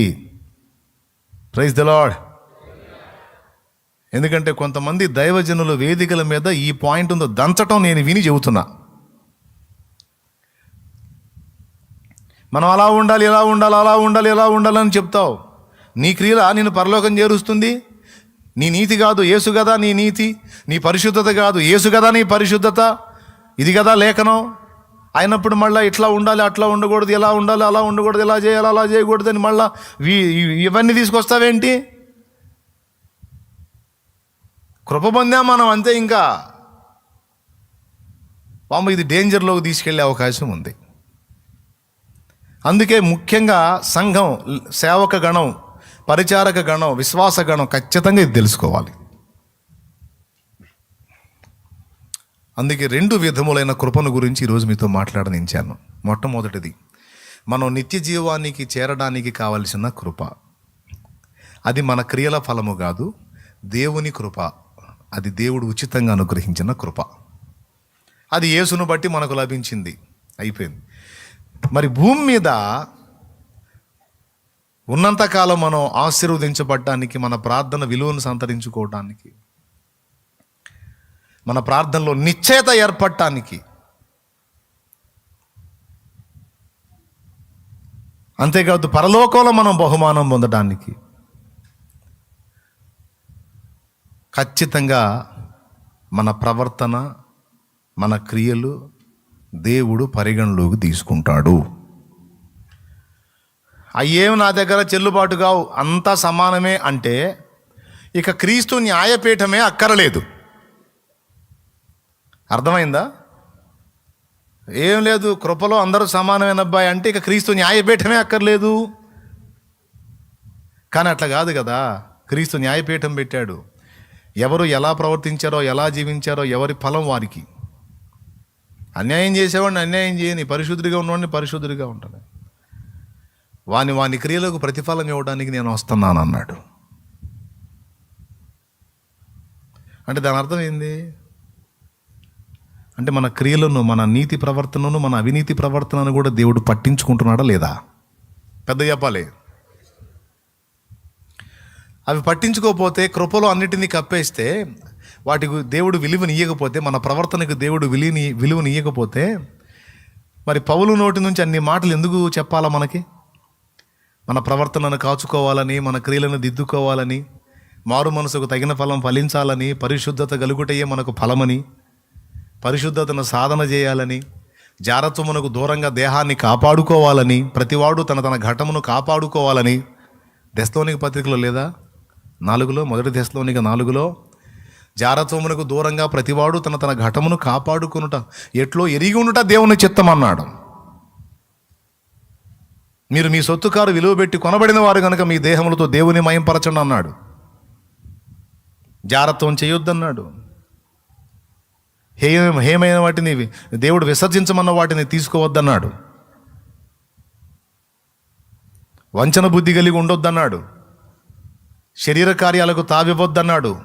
శరీరమందు పాపమును ఏలనీయకుడి అన్నాడు. ఆత్మచేత శారీరక క్రియలను చంపండి అన్నాడు.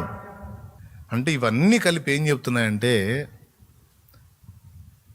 పరలోక రాజ్యానికి యేసు కృప ఆధారం కాదని నేను అనట్లేదు, కానీ భూమి మీద మనం వ్యక్తిగతంగా దీవించబడటానికి, మనం కృప పొందాలంటే మన ప్రవర్తన, మన బుద్ధి, మన చర్యలు కూడా ఉండాలి.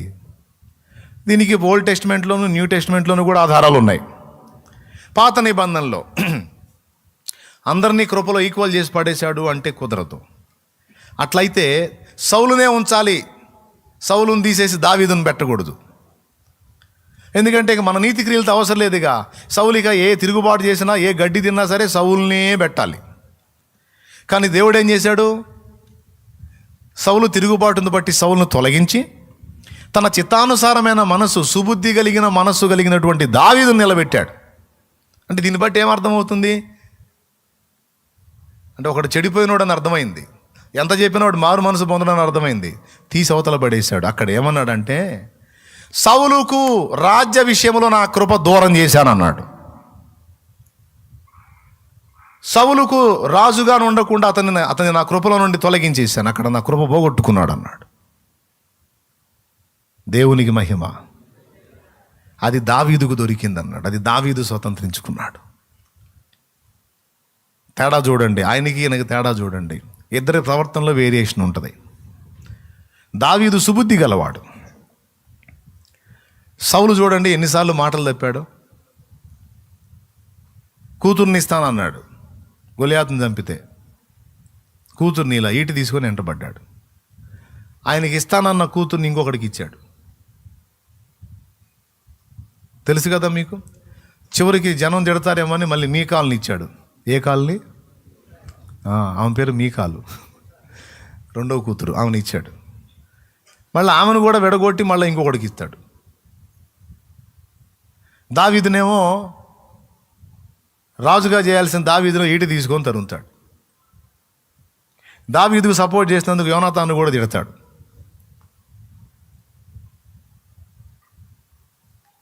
ఇంత దుర్మార్గం సౌలు చేస్తుంటే దావీదు బుద్ధి చూడు. 2 సార్లు దావీదుకు సౌలును చిక్కిస్తే తన ప్రాణం తీయ చూసేవాడు తన కళ్ళ ముందే ఉంటాడు. నిద్రపోతా ఒక వేటుతో తెగొట్టేయచ్చు. కానీ అభిషేక్ అడుగుతాడు, బా నీ శత్రువుని నీకు అప్పగించిన యెహోవాకు స్తుతి కలుగును గాక, వేసేయమంటావా అంటాడు.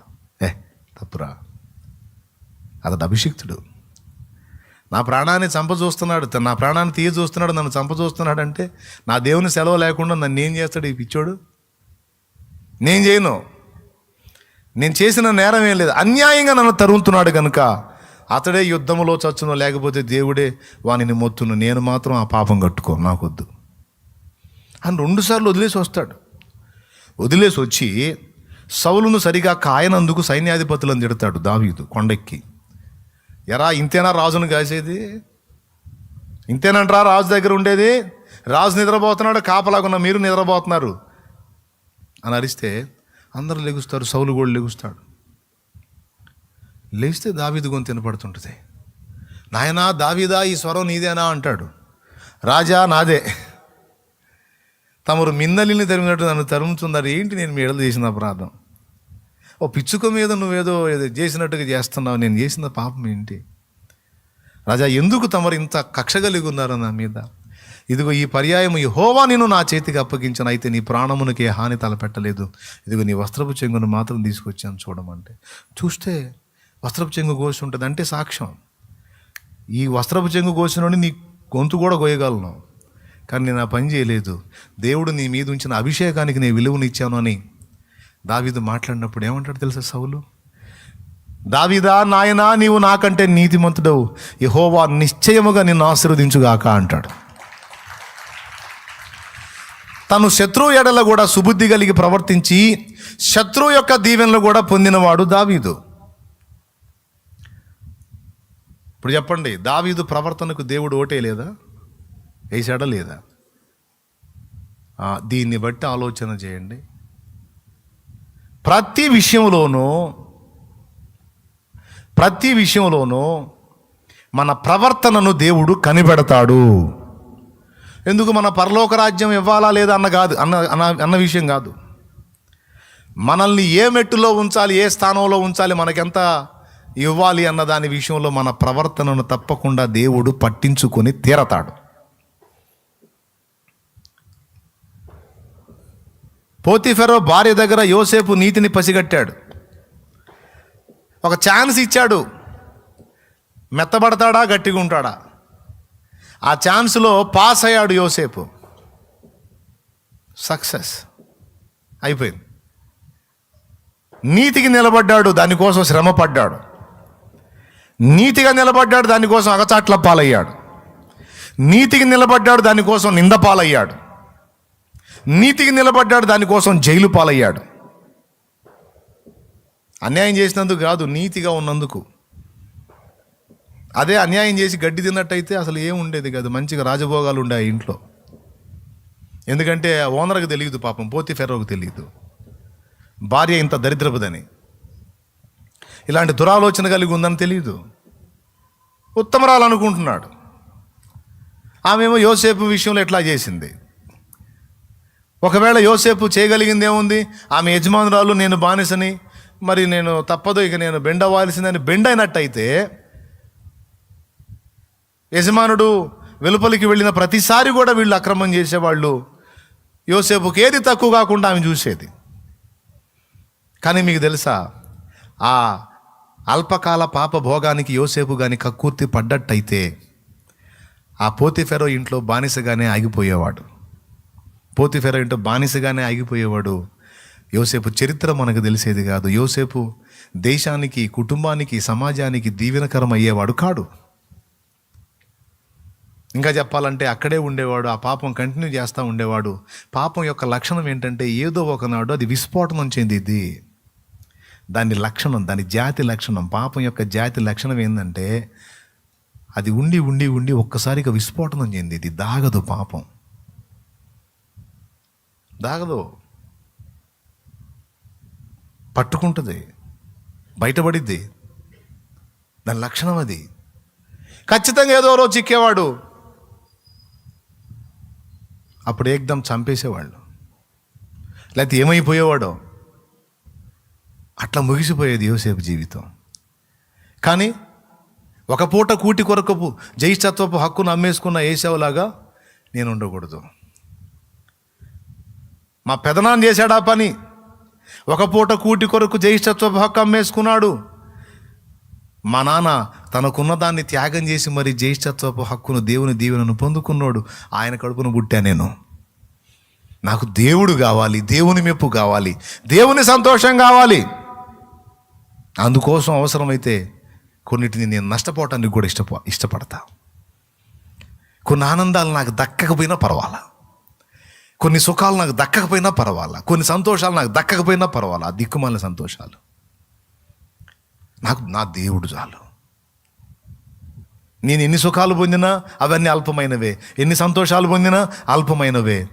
నా జవసత్వాలు బాగున్నంత వరకే. ఏ మాత్రం తేడా వచ్చినా ఇంకేం ఉండదు. ఇంతోటి భాగ్యానికి ఎందుకు ఈ వెంపర్లాట, ఎందుకు ఈ దిగుళ్ళు? అయ్యో అందరూ అయ్యాన్ని అనుభవిస్తున్నారు, నేను ఏమీ పొందలేకపోతున్నాను, ఈ ఏడుపంత ఎందుకు నాకు? కొన్ని నాకు సుఖాలు దక్కకపోయినా పర్వాలా, కొన్ని ఆనందాలు దక్కకపోయినా పర్వాలా, నా దేవుని ఎదుట నేను నీతిగా నడుచుకుంటాను.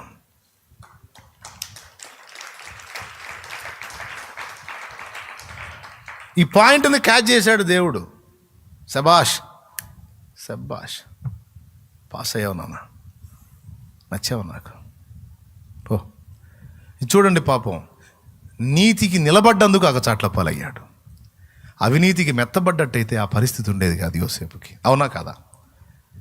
అవినీతికి లోబడ్డట్టయితే, అల్పకాల పాపానికి ఇష్టపడ్డట్టయితే జైలు పాలయ్యేవాడా? అయ్యేవాడా? అవసరమైతే పోతీఫెరో వైఫే కేసేసేది, నాకు నువ్వొద్దు ఇతనే కావాలని. ఇప్పుడు జరుగుతుంది కదా, అంతే జరుగుతుంది. ఇప్పుడు పబ్లిక్లో అంతే జరుగుతుంది. ఇప్పుడు ట్రెండ్ అండి, ఇప్పుడు ట్రెండు తెలుసా మీకు? హస్బెండ్ ఉంటాడు, మళ్ళీ బెస్టీ బాయ్ అంట. బెస్టీ బాయా భ్రష్టు బాయా? బెస్టీ నడుస్తుంది అంతే. భర్త ఉంటాడు, మళ్ళీ ఇంకోటి.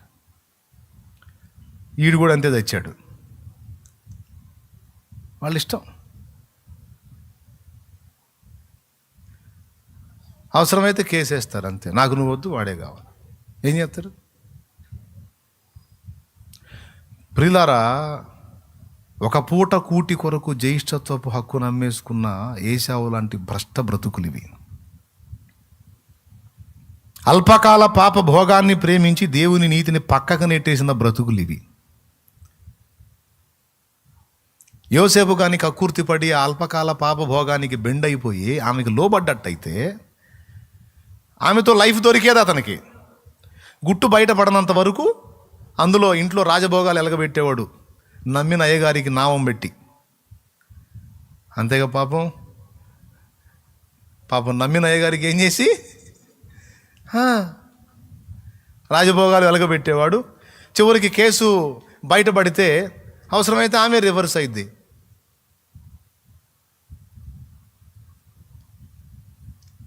ఎంతకైనా ఇది అయింది కాబట్టి ఆమె మాత్రం దక్కేది ఆయనకి. నాకొద్దు, నా యజమానుడు మనుషుడు చూడకపోయినా నా దేవుడు చూస్తున్నాడు. అమ్మో, నా దేవుని ఎదుట ఇంత నీచానికి నేను ఎందుకు దిగజారాలి? నాకొద్దు. ఈ దరిద్ర పని వల్ల నాకు వచ్చేటువంటి ఆనందం క్షణికం నాకొద్దు. నాకు నా దేవుడి సంతోషం చాలు. ఒరే, నువ్వు లోపడకపోతే నీ గతి తెలుసా? నా సంగతి తెలుసా? ఆడది అబద్ధం ఆడితే గోడ కట్టినట్టు ఉంటుంది. కేసీపీ సిమెంట్ వేసి, ఇప్పుడు కేసీపీ ఏ సిమెంట్ వస్తుంది? నేను ఆడానంటే అయిపోయావు నువ్వు. ఆడింది నిజంగానే. నన్ను బలాత్కారం చేశాడు, నా చెయ్యి పట్టుకున్నాడు. చూడండి, ఆమె కేసు పెట్టింది, ఆమె మాట్లాడింది. వచ్చిన వాళ్ళు చూడొద్దు. ఎవరు బలాత్కారం చేశారు? ఇప్పుడు ఆమెను బలాత్కారం చేశాడు అనుకో యోసేపు, ఆమె వస్త్రాలు యోసేపు చేతిలో ఉండాలి. ఎంత ఆఫ్ మైండ్ వాళ్ళు! దేవునికి స్తోత్రం. ఇప్పుడు ఆమె నేను బలాత్కారం చేస్తే ఆమె వస్త్రాలు ఆయన చేతిలో ఉండాలి. కానీ యోసేపు వస్త్రాలు ఎవరి చేతిలో ఉన్నాయి? ఆమె చేతిలో ఉంది. ఇప్పుడు ఎవరిని బలాత్కారం చేయలేరు? ఆమె చేయిపోయింది. ఇది ఎలాగొద్దు అమ్మగారు, మరి వస్త్రాలు అతని చేతిలో ఉండాలి, నీ చేతిలో ఉన్నాయి ఏంటంటే అక్కడే అయిపోతుండే. అడగలా. అవునా అమ్మగారు, సరే దుర్మార్గుడు ఎంత పని చేశారని యోసేపు మీద ఎగబడ్డారు. ఒక్కడికి బ్రెయిన్ పని చేయలే. యేసయ్య సమాధి దగ్గర కూడా అంతే. మేము నిద్రపోవచ్చుండగా ఆయన శిష్యులు వచ్చి ఆ శవమును ఎత్తుకొని పోయారు అన్నాడు. నిద్రపోతే ఎట్ట చూసావురా? నిద్రపోయేవాడికి ఏం తెలియదు, ఇక నోరు మూసుకో అంతే. ఏం జరిగిందో మాకు తెలియదాను. అంతేగాని మేము నిద్రపోవచ్చుండగా ఆయన శిష్యులు వచ్చి ఆ శవమును ఎత్తుకొని పోయి అంటే నిద్రపోయినట్టు కాళ్ళు సక్క ఒక కన్ను తెలిసి ఒక కన్ను నిద్రపోతూ చూస్తున్నాను. నమ్మేవాడి కన్నా లాజిక్ ఉండద్దు, అంతే నమ్ముతారు. అయితే మూఢత్వం చెప్పా కదా, దాని ఎఫెక్ట్ అన్నమాట. దేవునికి స్తోత్రం. యోసేపు వస్త్రాలు ఆమె చేతిలో ఉన్నాయి, ఎగబడింది ఆమె. కానీ అన్యాయంగా నింద పాలు చేసి, జైలు పాలు చేసి, దెబ్బలు కొట్టి, దూషించి ఎన్ని చేసి ఉంటారో పాపం. కానీ నీతికి నిలబడి బాధలు పడ్డాడు. పిల్లలు గుర్తుపెట్టుకోండి, అవినీతి చేస్తేనే బాధలు కాదు సమాజంలో, అక్రమం చేస్తేనే బాధలు కాదు. కొన్నిసార్లు దేవుని కొరకు నీతికి నిలబడ్డా కూడా మనం బాధలు అనుభవించాల్సి వచ్చింది. న్యాయానికి పోయినప్పుడు కూడా బాధలు పడాల్సి వచ్చింది. నీతి ప్రవర్తన కలిగి ఉన్నందుకు కూడా బాధలు పడాల్సి వచ్చింది. ఎందుకంటే సమాజం చెడిపోయి ఉంది కదా, దానిలాగా చెడిపోయిన అడుగులు ఎత్తే అది మనకు సపోర్ట్ చేసిద్ది. ఏయ్ నువ్వు వేరు నేను వేరు అంటే నీ అంతు తేలుస్తూ ఉంటుంది సమాజం. అది దాని బుద్ధి. అది నీతికి నిలబడితే మా కూర్చో తల్లి, కూర్చో. మీరు నాకెళ్ళి చూడండి. మీరు అటు చూస్తారు లేదని ట్రైల్ వేసారు, లేదు ఎమ్మటి చూశారు మీరు. స్తోత్రం. గట్టిగా చెప్పండి. గడియారం కూడా లేదు, నాకు వాచ్ కూడా లేదు. నాయన టైం ఎంత అవుతుంది మళ్ళీ? ఈ మధ్య మారు మనసు పొందాను నేను, ఎక్కువ టైం తీసుకోవట్లేదు. ఏమన్నా పెట్టండి, ఇక్కడ ఆధారం పెట్టండి. కొన్నిసార్లు నీతికి నిలబడ్డప్పుడు బాధలు పడతాం. అయితే గుర్తుపెట్టుకోండి, అవినీతి చేసి దరిద్రం తెచ్చుకోదు. అవినీతి చేస్తే వచ్చే ఫలము పాప ఫలం. అది దేవుడిచ్చేది కాదు, మన పాప ఫలం అది. కానీ నీతి కలిగి మనం బాధను అనుభవిస్తే దాన్ని దేవుడు చూస్తాడు. ఆ బాధని మనకు ఆశీర్వాదంగా మారుస్తాడు ఆయన. గట్టిగా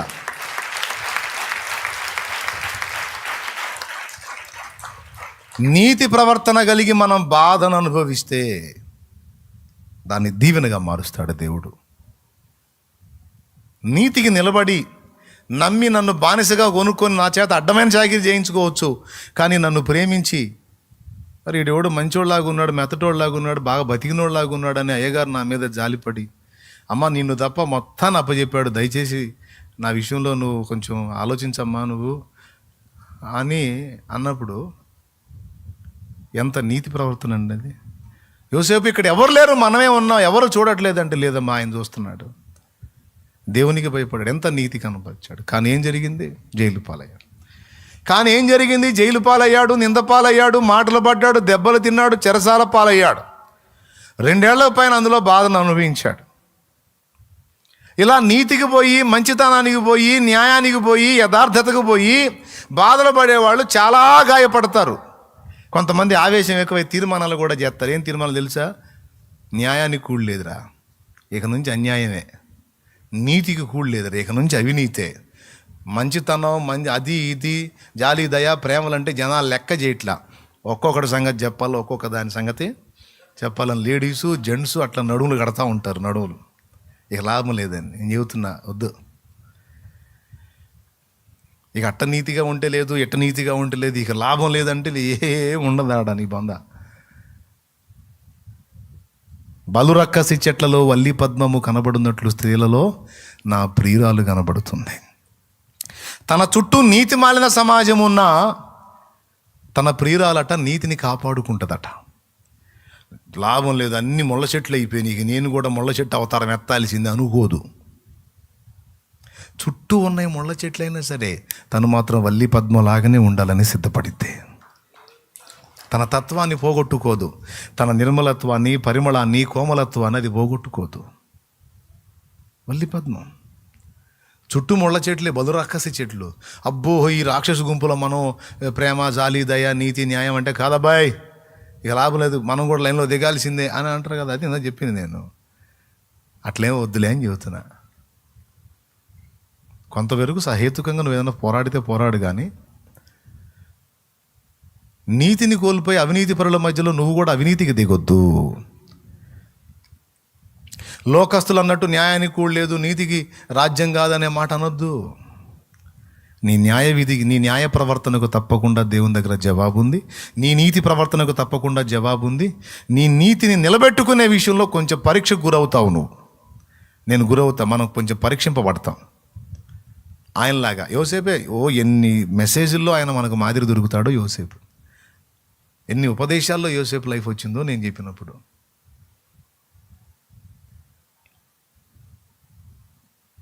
నీతినే కాచుకున్నాడు, నీతి కోసం జైలు పాలయ్యాడు, నీతి కొరకు ఆకలి దప్పులు కలిగి ఉన్నాడు.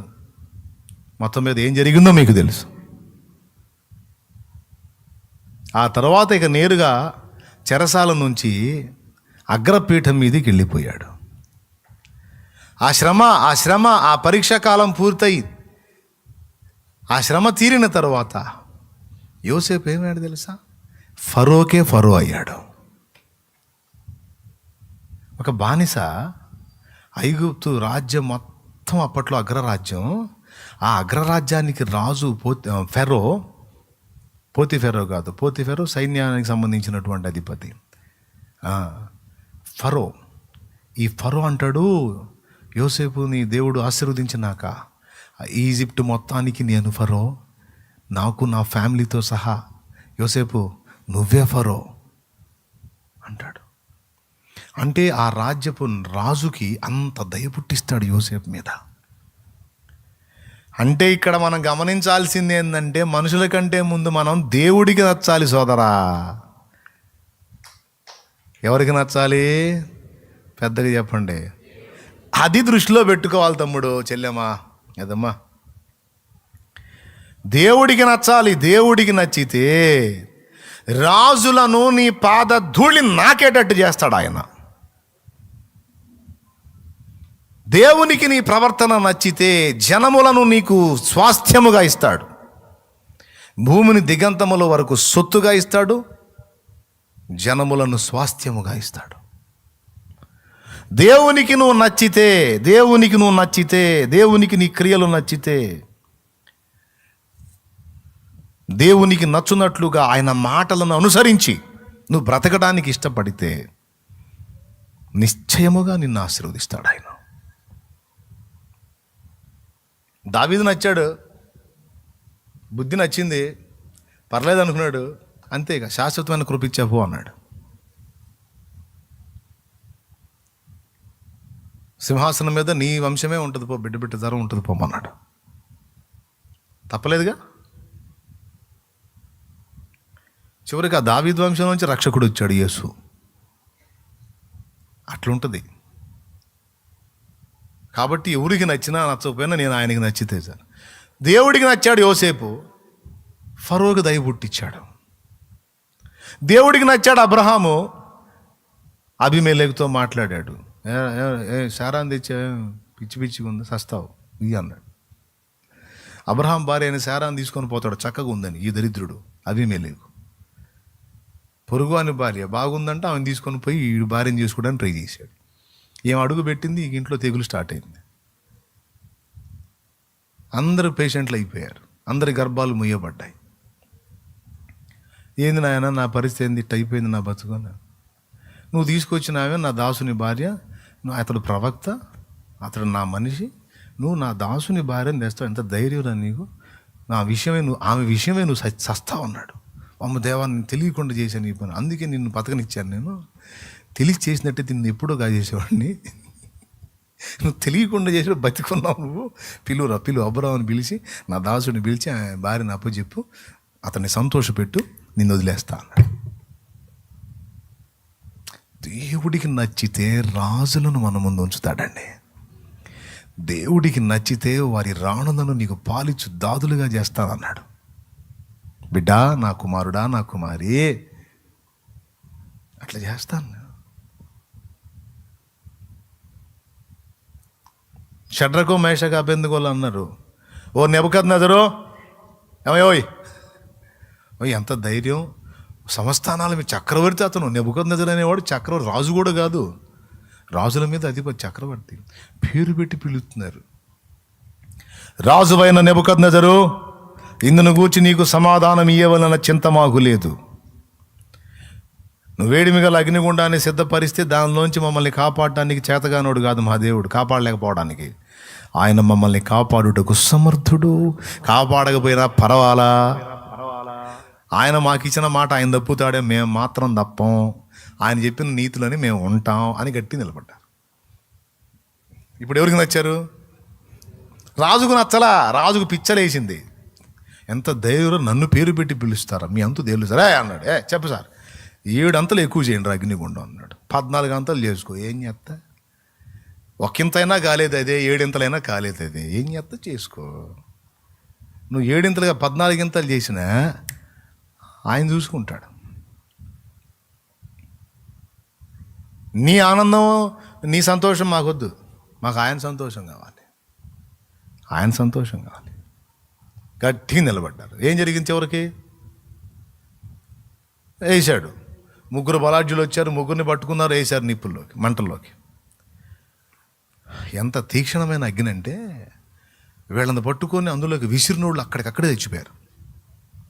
ఇది విసిరి వేయబడ్డోళ్ళు కాదు, మోసుకొచ్చి విసిరారు చూడు, ఈ అగ్ని దెబ్బకు తెచ్చారు అక్కడే బలాఢ్యులు 3. వీళ్ళు మాత్రం లోపల తిరుగుతున్నారు. అగ్నిలోకి విసిరి బయట ఉన్నోళ్ళు తెచ్చారు, అగ్నిలో నడి మధ్య అగ్ని గుండంలో పడ్డోళ్ళు మాత్రం తిరుగుతున్నారు. కాసేపటి తర్వాత నెబుకద్నెజరు చూసి, అరే మనం ఎంతమందిని వేసాం లోపల? సార్ 3 సార్, పేర్లు చెప్పండి, షడ్రకు, మేషాకు, అబేద్నెగో కదా.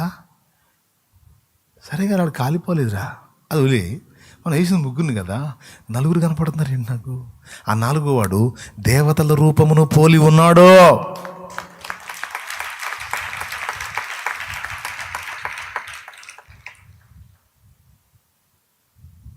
అవునా? అట్లయితే వారి దేవుడు వారికి తోడ్పడ్డాడండి. వారి దేవుడు వచ్చాడు, రాజా నీ సావు మూడింది, అర్జెంటుగా బయటికి వెళ్ళాం. ఓ షద్రకు, మేషాకు, అబేద్నెగో అను వారలారా, జీవము గల దేవుని సేవకులారా, బయటికి రండి. నువ్వు పోయి పిలసకరా లోపలికి, పోతే పోతాడు అంతే. దేవునికి స్తోత్రం. షద్రకు, మేషాకు, అబేద్నెగో అను వారలారా, జీవము గల దేవుని సేవకులారా, బయటికి రండి. వాళ్ళ లోపల అడగాల్సింది, నేనున్నట్టయితే పిలిచాను, రండి రాజా మీరు కూడా.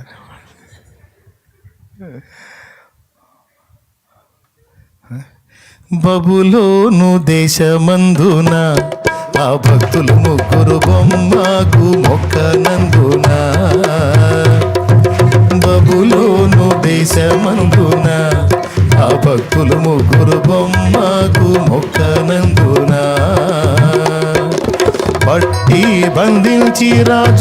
అగ్నిలో పడవేస్తే, పట్టి బంధించి రాజు అగ్నిలో పడవేస్తే నాలుగో వాడిగా ఉండలేదా? ఓ భక్తుడా రాజు రమ్మని పిలువలేదా? నాలుగో వాడిగా ఉండలేదా? ఓ భక్తుడా రాజు రమ్మని పిలువలేదా? భయము చెందకు భక్తుడా, ఈ మాయలోక ఛాయలు చూసినప్పుడు. దేవునికి మహిమ. తమ్ముడు, ఇక్కడి నుంచి ఆలోచించుకోండి, సరి చేసుకోండి, మనందరం సరి చేసుకుందాం. ప్రతి విషయములో దేవుణ్ణి సంతోషపెట్టినట్లు మనం జాగ్రత్త పడదాం. ప్రతి విషయంలో దేవుణ్ణి సంతోషపెట్టేటట్టు జాగ్రత్త పడాలంటే ప్రతి విషయంలో దేవుని మాట ఎలాగూ చెప్పుచున్నదో దాన్ని చూసుకుంటూ అడుగులేద్దాం. అప్పుడు నచ్చుతాం. నా అభిషిక్తులను మీరు ముట్టకూడదు అని ఉంది. ఆయన అభిషిక్తులను ముట్టనీయలేదు. నేను ముట్టను. నన్ను అభిషేకించిన సమూయేలే సౌలును అభిషేకించాడు. అతని మీద నాకు కత్తి ఎత్తుతానా? నో, నా దేవుడు చూసుకుంటాడు, నేను ఎత్తను. శబాష్. అక్కడ ధర్మశాస్త్రాన్నే చూసుకున్నాడు.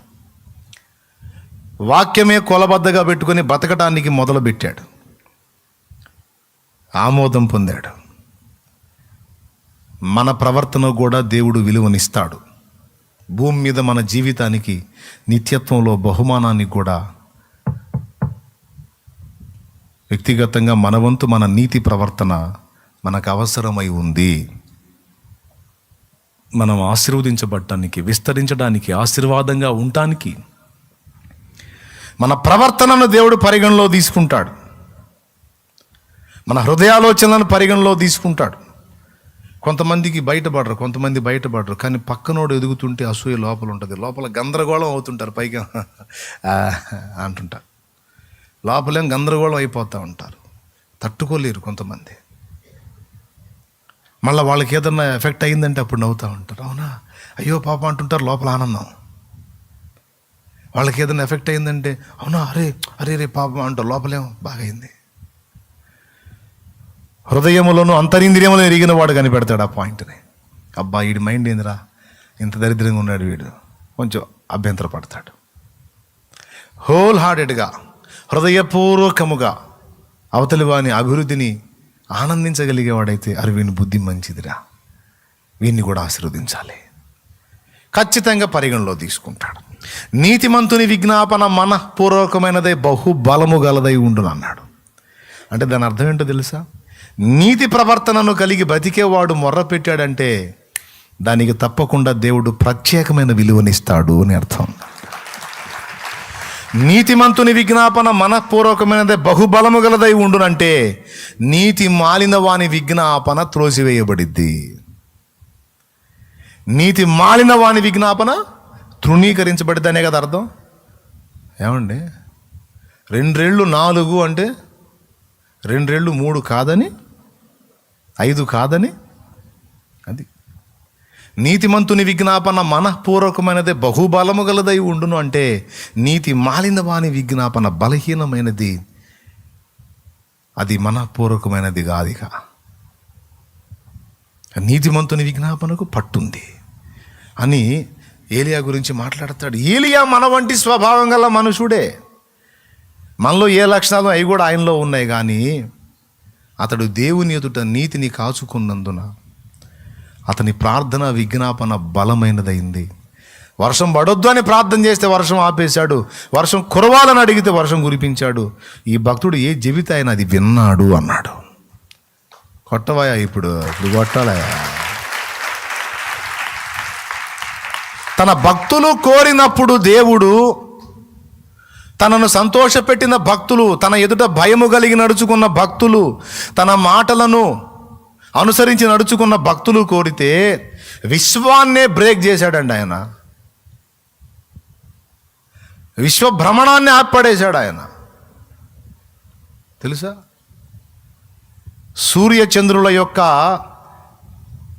ప్రయాణాన్ని ఆపడేశాడు 1 డే. యెహోషువ ప్రార్థన చేస్తే మనమేం పాటలు పాడుతాం, పాటలకే పరిమితం, మనం ట్రై చేయం. మోషే ప్రార్థింపగా మన్నాను కురిపించితివి,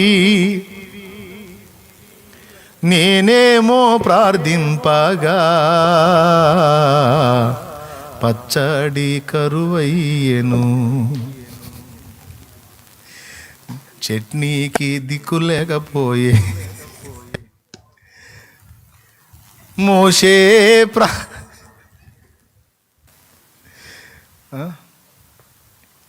పాయింట్. ఎందుకని మోషే ప్రార్థిస్తే మన్నాను కురిపించాడు, మనం ప్రార్థన చేస్తే మరి అంటే మోషే అడుగులు వేరు, మన అడుగులు.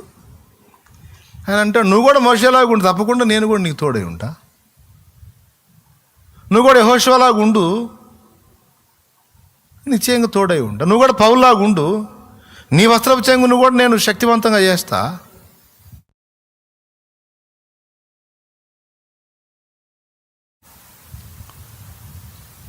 ఇప్పుడు ఎగ్జామ్లో జాగ్రత్తగా రాసిన వాటికి 100కు 90 వేస్తా, 100కు 100 పర్ఫెక్ట్ రాసిన 100 వేస్తా. అంతేగాని పౌలకేమో 100 వేసి నీకేమో 5 వేయనుగా. నువ్వు ఎంత రాసుకుంటావో, ఎన్ని మార్కులు ప్రిపేర్ అవుతావో, ఎన్ని మార్కులు రాసుకుంటావో అన్ని మార్కులు వేస్తా నేను.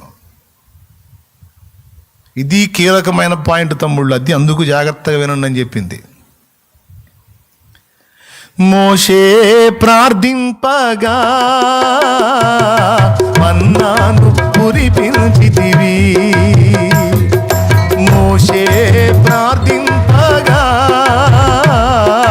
మన్నాను కురిపించితివి, యెహోషువ ప్రార్థింపగా సూర్య చంద్రుల నాపితివి, యెహోషువ ప్రార్థింపగా సూర్య చంద్రుల నాపితివి, యెహోవా నీ నామము ఎంతో బలమైనది, ఎంతో బలమైనది. దేవునికి మహిమ. ఏమంటారు యెహోషువ ప్రార్థన చేస్తే ఆగిపోయినాయి అంటే, ఆయన చేస్తే ఆగుతాయి కానీ మనం చేస్తే ఎందుకు ఆగుతాయి అన్న? ఇప్పుడు పైర్లకు వాన అవసరం, సుక్క పడట్లా. పడితేనేమో ఒకేసారి వరదలు వచ్చి ఊళ్ళు కొట్టుకొని పోతాం, లేకపోతే అస్సలు పడట్లా. ఇప్పుడు ఎవరు మరి? ఇప్పుడు యెహోషువ ఎవరు? దేవా నాకు తెలియదు, నువ్వు రేపు పొద్దున వాన పడాలని అంటే మరి ఓకే నాయన కురిపించాలి. మరి ఏలియా ఎవరు? ఆలోచన చేయండి. ఏలియాలు ఎక్కడ? యెహోషువలు ఎక్కడ? అంటే వాళ్ళు వేర్లే అన్నయ్య, వాళ్ళు వేరు, నువ్వేం కాండమా? మరి కొమ్మలు చెట్లు ఆకులు ఎవరు? స్తోత్రం. వాళ్ళు వేర్లే అన్నయ్య. నీ విషయంలో కూడా దేవుడు అంతే ఉంటాడు. దేవుడు మారడు, మారలేదు. భక్తులు మారారు, భక్తి మారింది, ఆ పట్టు పోయింది, అక్కడ తేడా పడింది. అదే పట్టును నువ్వు కలిగి ఉంటే ఎండిపోయిన ఎడారులను నీ కొరకు జీవనదులుగా చేస్తాడు. ఎడారులను నీ కొరకు పచ్చిక బయళ్ళుగా చేస్తాడు. వారి అడుగుజాడల్లో నువ్వుగా నడిచి దేవుని సంతోషాన్ని వెతికి ఆయన అదుపాజ్ఞలను దాటి వెళ్లకుండా నీ నడకలను సున్నితంగా సరిచేసుకుంటూ నువ్వు అడుగులు ముందుకు సాగిస్తే శూన్యమైపోయిన నీ బ్రతుకును సుందరమైన సృష్టిగా ఆయన తీర్చిదిద్దుతాడు. నిన్ను ఆశీర్వదించడం కాదు, ఆశీర్వాదంగా చేస్తాడు. కొంతమంది నువ్వు తమ ఆశీర్వాదం అని చెప్పుకుంటారు, అట్లా చేస్తాడంట. బా, ఏం మాట అండి ఆ మాట! ఆ ఒక్క మాట మీద కొన్ని గంటలు మాట్లాడుకోవచ్చు మనం. నీవు ఆశీర్వాదముగా ఉండు అన్నాడు. ఇప్పుడు మనకు మంచిగా స్వాస్థ్యం వచ్చింది, అది మనకు ఆశీర్వాదం. మనకు మంచి హోదా వచ్చింది, ఆశీర్వాదం. పదవి వచ్చింది, ఆశీర్వాదం అనుకుంటాం. చూడు, మంచిగా 4 అంతస్తుల బిల్డింగ్ వచ్చింది, ఆశీర్వాదం. దేవుడు నన్ను ఆశీర్వదించాడమే. ఇల్లు నీకు ఆశీర్వాదం, జాబు నీకు ఆశీర్వాదం, పైసలు నీకు ఆశీర్వాదం. ఎట్లా ఫీల్ అవుతున్నావు నువ్వు? దేవుని భక్తుడా, భక్తురాలా, నువ్వు దేవుని ఆలోచనలను అనుసరించి బ్రతకడానికి నువ్వు తీర్మానం చేసుకొని ప్రతి చిన్న విషయంలో కూడా దేవునికి దుఃఖం కలిగించకుండా నువ్వు అడుగులు వేస్తావా? అట్లయితే అవన్నీ వచ్చినప్పుడు మనుషులు ఎలా ఆనందపడతారో, నువ్వు వారికి లభించుటను బట్టి నిన్ను బట్టి వారు ఆశీర్వాదంగా ఫీల్ అవుతారు. నీ ఫ్యామిలీకి దీవెన అయిపోతావు నువ్వు. నీ ఫ్యామిలీ చెప్పుకుంటారు, ఆమె మా ఆశీర్వాదం అండి, మా ఇంట్లో ఆమె ఉండటం మా ఆశీర్వాదం, ఆమె మా ఆశీర్వాదం, ఆయన మా ఆశీర్వాదం. సంఘానికి నువ్వు ఆశీర్వాదం అయిపోతావు. సంఘ బిడ్డలు, మా అన్న మాకు ఆశీర్వాదం, మా గిఫ్ట్ అండి, మా గిఫ్ట్ దేవుడిచ్చిన బహుమానం మా అన్న. మా అక్క మాకు దేవుడిచ్చిన గిఫ్ట్ అండి, మాకు ఆశీర్వాదం. ఆమె మాకు దేవుడిచ్చిన బహుమానం అని 10 మంది నిన్ను గూర్చి ఒక ఆశీర్వాదంగా చెప్పుకునే కృప, అది నీ క్రియల ఫలముగా ఉంటుంది. గుర్తుపెట్టుకో. నేను గడ్డి తింటా ఉంటాను, కృప ఉందిలే అంటే నీ బతుకు బస్ స్టాండింగే. అది కాదు. నీ క్రియలకు విలువ ఉంది, భూమి మీద జీవితానికి సంబంధించి, పరలోకపు బహుమానానికి సంబంధించి, నీ నీతి ప్రవర్తనకు, నీ పరిశుద్ధ జీవితానికి, నీ క్యారెక్టర్కి, నీ యథార్థతకి, నీ నీతిమత్వానికి విలువ ఉంది.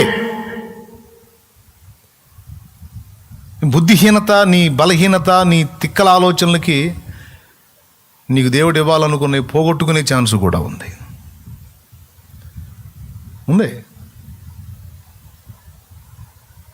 హృదయ గర్వంతో ప్రవర్తిస్తే కొన్ని పోగొట్టుకుంటాం.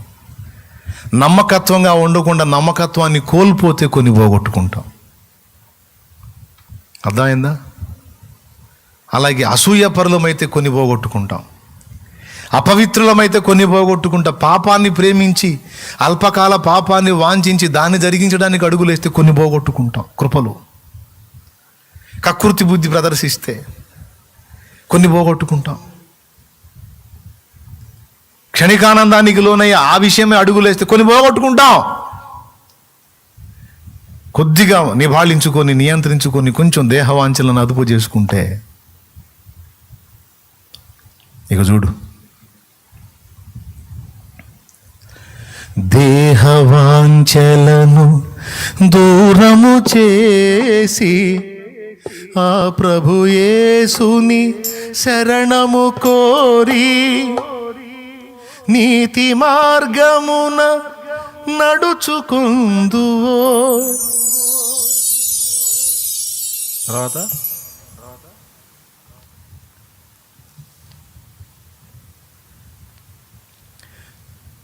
చిరజీవమును ధరించెదవు, శాశ్వతమా ఈ దేహం పొరపడకే.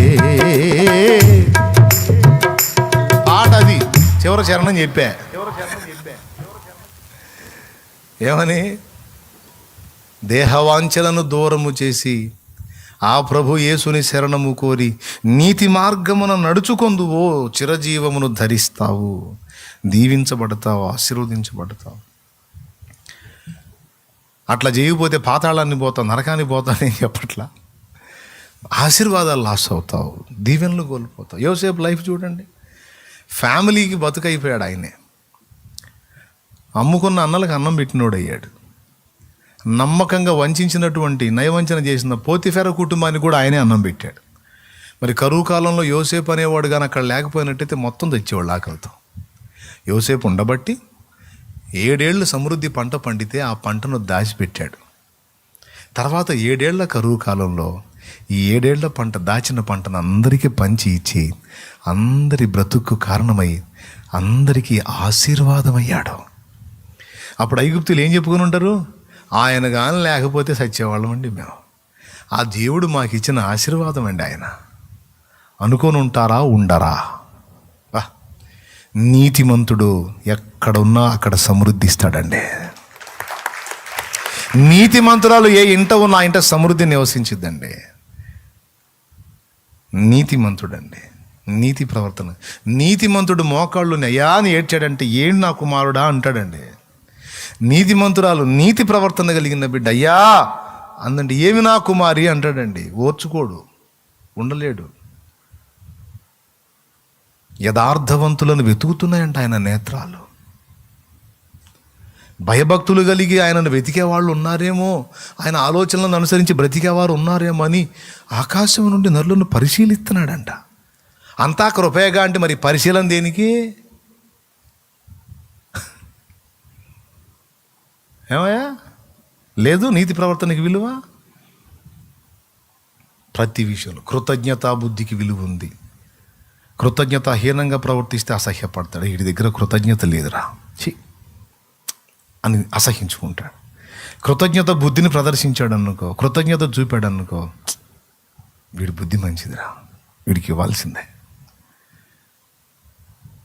దావీదు మనసు చూడండి, నేను యోనాతానుకు దయ చూపునట్లు నా స్నేహితుడు యోనాతాను నా ప్రాణాన్ని రక్షించడానికి తను ఎంతో కోరుకున్నాడు, నాకు మంచి హెల్ప్ చేశాడు, తన తండ్రిని కూడా పక్కన పెట్టి దేవుడు నన్ను హత్తుకున్నాడని నా పక్షం వహించాడు యోనాతాను.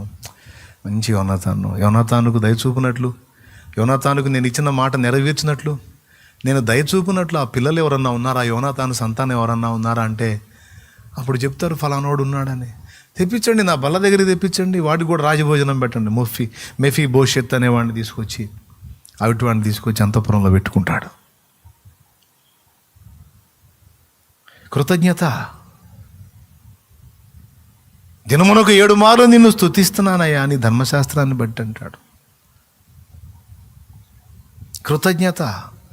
వస్త్రాలు పోయింది కూడా కానుకుండా ఎగిరాడండి మందసం ముందు. భార్య ఎగతాళి చేసింది, మీకాలు సిగ్గులేదు, బుద్ధి ఎక్కడ పోయిద్ది, లేబర్ బుద్ధి, గొర్రెలు కాచుకునేవాడు బుద్ధి అంతే ఉంటుంది మరి అన్నట్టుగా. ఏం రాజకుమార్తె కదా అది. కొంతమంది అంటుంటారు బుద్ధులు అడిగి పోతాయి బుద్ధులు అంటుంటారు. అట్లా అంది దావీదుని.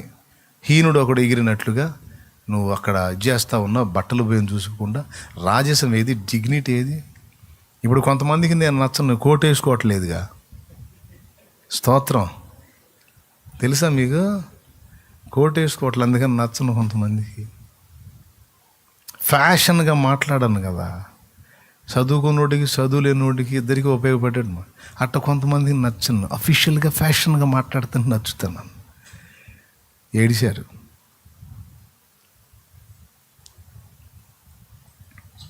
వాళ్ళు నన్ను మెచ్చుకోవాలని నేను వేసుకోను, నాకు వేసుకోవాలని కోరుకుంటే వేసుకుంటాను నేను కోటు.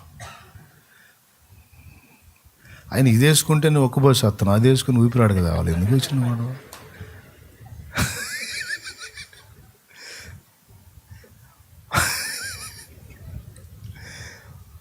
వేరే ప్రాంతాలు అంటే చలి ఉంటుంది కాబట్టి లోపల ఒక వస్త్రం, పైన ఒక వస్త్రం, ఆ పైన కోటు వేసుకుని ఎన్ని తిప్పలు పెట్టి వాళ్ళు చల్లి ఆపుకుంటారు.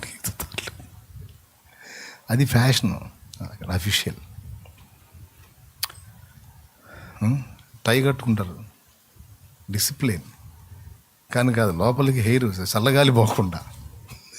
చలి దేశాల్లో మరేం చేస్తారు? దేవునికి స్తోత్రం. నచ్చను, ఏడిశారు.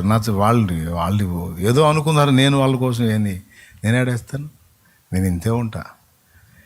దావీదు అన్నాడు ఆమెతో, ఏమన్నాడు? నేను ఇశ్రాయేలుకు రాజును. జనం ముందుకు పోయినప్పుడు రాజుగానే ఉంటా, ఇబ్బంది లేదు. కానీ నా దేవుని ఎదుటికి వచ్చినప్పుడు నేను ఎప్పటికీ ఆయన దాసుణ్ణే.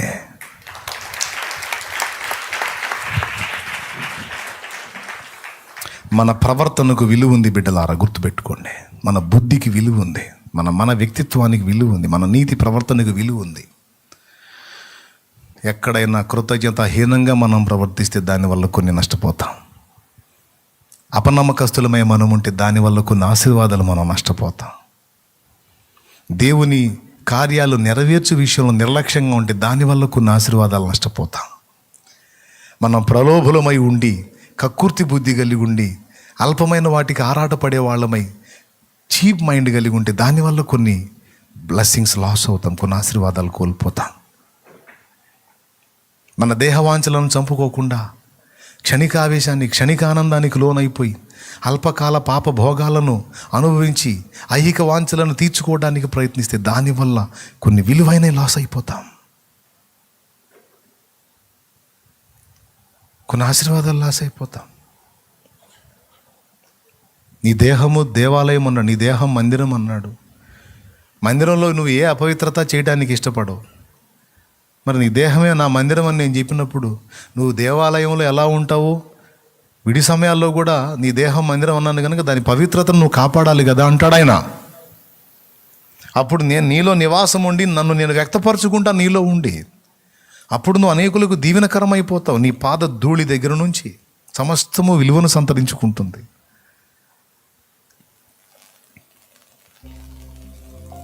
సేవకులకు దేవుడు చెప్పేది అదే తమ్ముళ్ళు. ప్రభు చిత్తం మీద ఒక పుస్తకం రాయాలనుకుంటున్నా, దీని మీద ప్రార్థన చేయండి, ఎప్పటికీ మీకు అందుబాటులో ఉండేటట్టు ఒక బుక్ రాయాలి. దైవజనం నుంచి దేవుడు ఏం ఆశిస్తాడో తెలుసా? నా బిడ్డల కోసం నువ్వు ప్రార్థిస్తున్నావు, ప్రయాసపడుతున్నావు కాదని నేను అనట్లా. వాటితో పాటు నీ దేహ పరిశుద్ధతను కాపాడుకో. ఇదొక్కటి చేయనాయన, ఇంక అదనంగా నువ్వు ఏ చాకిరి చేయొద్దు. తల కింద పెట్టి కాళ్ళు పైకి లేపి తపస్సులు ఏం చేయొద్దు. అంత చాకిరి నేను నీకేం పెట్టను, కానీ చెడుతనం చేయవాకు. నీ దేహ పవిత్రత కాపాడుకో. అప్పుడు నేను నీలో నివాసం ఉంటాను, కంప్లీట్గా నన్ను నేను వ్యక్తం చేసుకుంటాను. అప్పుడు నీ దగ్గరికి వచ్చిన పిల్లల మీద అట్లా చేతులు ఉంచితే వారికి ఆశీర్వాదం లభిస్తుంది. సంఘానికి నువ్వు చేసే మేలు నానాలి, వారికి స్వస్థత కలిగిద్ది, వారి జీవితాలు బాగుపడతాయి. అలా చేస్తాను నేను. నువ్వు కాపాడుకో. నీ నోటిని కాచుకో, నీ కంటిని కాచుకో, నీ నడతను కాచుకో, నీ చేతను కాచుకో, నీ పవిత్రత కాపాడుకో. నీ హృదయంలో చెడుగు ప్రవేశించకుండా జాగ్రత్త పడు. ఒకవేళ ఏదైనా దురాలోచనలు కలిగితే వాటిని పెరిగిపడే. ఇంతే అట్లా కాచుకో, నేను చూసుకుంటా తర్వాత. ఎంతమందికి అర్థమైంది? దైవజనమా, దేహ పవిత్రతను కోల్పోయి సంఘానికి మనం ఎంత దీవెనగా ఉంటాం? పవిత్రతను కోల్పోయి సంఘానికి నోటితో ఎట్టబడితే అట్ట మాట్లాడి, చూపులతో ఎట్లబడితే అట్లా చూసి, శరీర క్రియలను చేసి అడ్డదిడ్డమైన బతుకు బతికి సంఘానికి ఎలా దీవెనకరంగా ఉంటాం? అందరం సరి చూసుకోవాలి, పరిశీలన చేసుకోవాలి, దిద్దుబాటు చేసుకోవాలి. ఇక నుంచి ఆ నీతి ప్రవర్తనలోకి రావడానికి కూడా జాగ్రత్త పడదాం. ఎంత కీలకమో చూడు. దేవుడు నీలో పూర్తిగా తను వ్యక్తపరచుకుంటే నువ్వు అరణ్యంలోకి వెళ్ళి కూర్చున్నా సరే ఈలగొట్టి ఆత్మలు అక్కడికి పిలుస్తాడు తమ్ముడు.